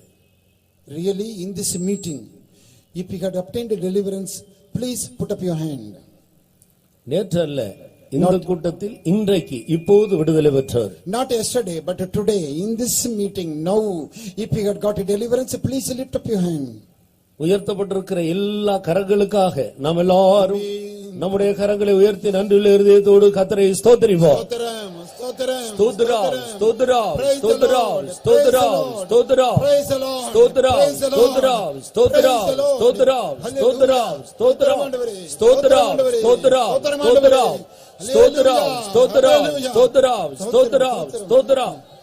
நாம் விடுதலையை பெற்றுக் கொள்ளும்படியாக இன்றைக்கு நமக்கு அனுப்பப்பட்ட தேவனுடைய வார்த்தைகளுக்காய் ஸ்தோத்திரம் பண்ணுவோம். ஸ்தோத்திரம், ஸ்தோத்திரம், ஸ்தோத்திரம், ஸ்தோத்திரம், ஸ்தோத்திரம், ஸ்தோத்திரம், ஸ்தோத்திரம், ஸ்தோத்திரம், ஸ்தோத்திரம், ஸ்தோத்திரம், ஸ்தோத்திரம். எஸ்தர் ராஜாத்தியாக மாறும்படியாக ராஜா தேசமெங்கு வெகுமதியை அனுப்புனது போல தேவன் தம்முடையவர்களை தருணத்திலே சேர்த்துக் கொள்ள வேண்டிய அந்த கடைசி நாட்களில் அவர்கள் நிமித்தம் இன்றைக்கு தேசத்துக்கு அனுப்பி கொண்டிருக்கிற எல்லா வெகுமதிகளுக்காக எல்லா நன்மைகளுக்காக ஸ்தோத்திரம் பண்ணுவோம். ஸ்தோத்திரம், ஸ்தோத்திரம், ஸ்தோத்திரம், ஸ்தோத்திரம், ஸ்தோத்திரம், ஸ்தோத்திரம், ஸ்தோத்திரம், ஸ்தோத்திரம், ஸ்தோத்திரம். நம்முடைய அருமையான இயேசு மத்திய வானத்தில் வரும்போது அவரோடு கூட மகிமையிலே வெளிப்பட போகிற அவருடைய மனவாட்டியில் நாமும் ஒரு அங்கமாக காணப்படும்படி ஆண்டவர் அபிஷேகம் பண்ணி வேறு விரித்து உயிர்ப்பித்துக் கொண்டிருக்கிறாரே, அதற்காக நாம் எல்லாரும் ஸ்தோத்திரம் பண்ணுவோம். ஸ்தோத்திரம், ஸ்தோத்திரம், ஸ்தோத்திரம், ஸ்தோத்திரம், ஸ்தோத்திரம், ஸ்தோத்திரம், ஸ்தோத்திரம், ஸ்தோத்திரம், ஸ்தோத்திரம், ஸ்தோத்திரம். கர்த்தருடைய வார்த்தைகளை அறிவிக்கும்படி கர்த்தர் தம்முடைய ஊழியர்களை தன்னுடைய கரத்தில் எடுத்தாரே, அதற்காக நாம் எல்லாரும் ஸ்தோத்திரம் பண்ணுவோம். ஸ்தோத்திரம், ஸ்தோத்திரம், ஸ்தோத்திரம், ஸ்தோத்திரம், ஸ்தோத்திரம், ஸ்தோத்திரம், ஸ்தோத்திரம், ஸ்தோத்திரம், ஸ்தோத்திரம். ஒரு காரியத்தின் முடிவு சம்பூர்ணமாக இருக்க வேண்டும், நிறைவாக இருக்க வேண்டும், மகிமையாக இருக்க வேண்டும் என்று விரும்புகிற தேவன் நாளை கடைசி கூட்டத்தில் நமக்கு வைத்திருக்கிற நிறைவான ஆசீர்வாதங்களை விசுவாசித்து ஸ்தோத்திரம் பண்ணுவோம். ஸ்தோத்திரம், ஸ்தோத்திரம், ஸ்தோத்திரம், ஸ்தோத்திரம், ஸ்தோத்திரம், ஸ்தோத்திரம், ஸ்தோத்திரம், ஸ்தோத்திரம், ஸ்தோத்திரம். எல்லா மகிமையும் கனமும் துதியும் கர்த்தர் ஒருவருக்கே கொடுத்து ஸ்தோத்திரம் பண்ணுவோம். ஸ்தோத்திரம், ஸ்தோத்திரம், ஸ்தோத்திரம், ஸ்தோத்திரம், ஸ்தோத்திரம், ஸ்தோத்திரம், ஸ்தோத்திரம். ஹல்லேலூயா. ஜெபம் பண்ணுவோம். இந்த நாளில் கிருபையாய் எங்களுக்கு தந்ததுக்காய் ஸ்தோத்திரம் தாவே துதிக்கிறோம். நீ சர்வ ஜீவனாக சகல மகிமையோடு சகல சோத்தோடு உன் ஜனங்களை ஆசிரிக்கும்படியாக எங்கள் மத்தியில் பிரசமானதுக்காய் ஸ்தோத்திரம் தாவே துதிக்கிறோம். எஸ்ஸரை குறித்து நாங்கள் சிந்தித்தோம். கர்த்தாவே, எஸ்ஸர் ஜீவித்தில நீ செய்த அநேக நன்மைகள் 2-3 காரியங்களை தியானிக்க கர்த்தாவே நீ உதவி செய்து காய் ஸ்தோத்திரம். ஏழையா இருந்தாலும் தாய் தாப்படி இல்லாமல் அநாதை போர் இருந்தாலும் கர்த்தாவே நீ காண்கிறதாக கர்த்தாவே அவருடைய சிங்காசனத்தை உயர்த்தி நீக்காய் சோதனை தாவே. இதே போல கர்த்தாவே உண்மையை சார்ந்து உலகத்தில் அநாதியாய் எல்லாரும் கைவிடப்பட்டு நிற்கும்படியான யாராயிருந்தாலும் கர்த்தாவே அவர் உயர்த்தும்படியாக ஆசிரிக்கும்படியாய் புதுப்பிக்கும்படியாய் செபிக்கிற கர்த்தாவே. நாதா அவள் தத்தெடுத்தவர்கள் வாசித்த பார்த்தோம். நாதா பரிசுத்தாவின் அபிஷேகம் பெற்ற தேவர்கள் யாவும் தத்து எடுக்கப்பட்ட மக்கள் என்பதை நாங்கள் அறிய தாவே. ஆவியானவர் தாவே அச்சாரமாய் இருந்து கர்த்தாவே இந்த நாட்களில் உமது வருகையிலே காணப்படும்படியாக எங்களை ஆயத்தப்படும்படியாக விடையேற்பட்ட நாதா எங்கள் சுயசித்தம் அல்ல உமது சித்த நிறைவேற்றும்படியாக அவர் வழிநடத்தி கொண்டு வருவதற்காய் ஸ்தோத்திரம் தாவே. வந்த அபிஷேகம் பெற்ற ஒவ்வொரு ஜனங்களை ஆசித்தார் ஓரோடு இடைப்படுங்க தாவே. அடமாறு சக்தியில் அணிந்து ஆவியான முழுமையான நடத்திப்புகளாய் கடந்து போய் சுயசித்த செய்யாது தேவசித்த செய்து சிங்காசனம் வரத்துக்கதாக நீ தகுதிப்படுத்தும்படியாக செபிக்கிறோம். கர்த்தாவே, எஸ்தர் எல்லாருடைய கண்களும் விசேஷமாய் ராஜாவின் கண்களும் தயவு பெற்றால் வாசிக்கிற கர்த்தாவே நாதா கிருபியாக நீர் எங்களை விசாரிக்கிற தேவனாய் இருப்பதனால நாதா கண்களுக்கு தயவு பெறும்படியாக நாங்கள் உயர்த்தப்படும்படியாக சகல விதமான நன்மையினான நிரப்பப்பட்டு நீர் எப்பொழுது வந்தாலும் அங்கு காணப்படும்படியாக நாங்கள் ஆயத்தமான மக்களாய் காணப்பட கிருபை தரும்படியாக செபிக்கிறோம். நாங்கள் சத்தியத்தை கேட்பது மன்ன அதன்படி ஜீவித்து வகையில் காணப்பட ஒவ்வொரு ஆயத்தப்படும் வந்த ஜனங்களை ஆசிரித்தால் எந்த பிரச்சனை போராட்டினாலும் கர்த்தாவே கிருபையாய் பூர்ணமாய் விடுதலை தந்து இந்த சத்தியத்தின் முற்றுமாய் யார் மனப்பூர்வமாய் ஒப்பு கொடுத்தாங்களோ அவனை நாடி நடத்தும்படியாக ஜெபிக்கிறோம். பாதுகாரும் இயேசுவின் என்னை நாமத்தினால் ஜெபிக்கிறோம் பிதாவே. நம்முடைய கர்த்தராகிய இயேசு கிறிஸ்துவினுடைய கிருபையும் பிதாவாகிய தேவனுடைய அன்பும் பரிசுத்த ஆவியானவருடைய ஐக்கியமும் சமாதானமும் நம் அனைவரோடும் கர்த்தருடைய வசனங்களை கேட்ட யாவரோடும் என்றென்றைக்கும் இருப்பதாக. ஹல்லேலூயா, ஹல்லேலூயா, ஹல்லேலூயா.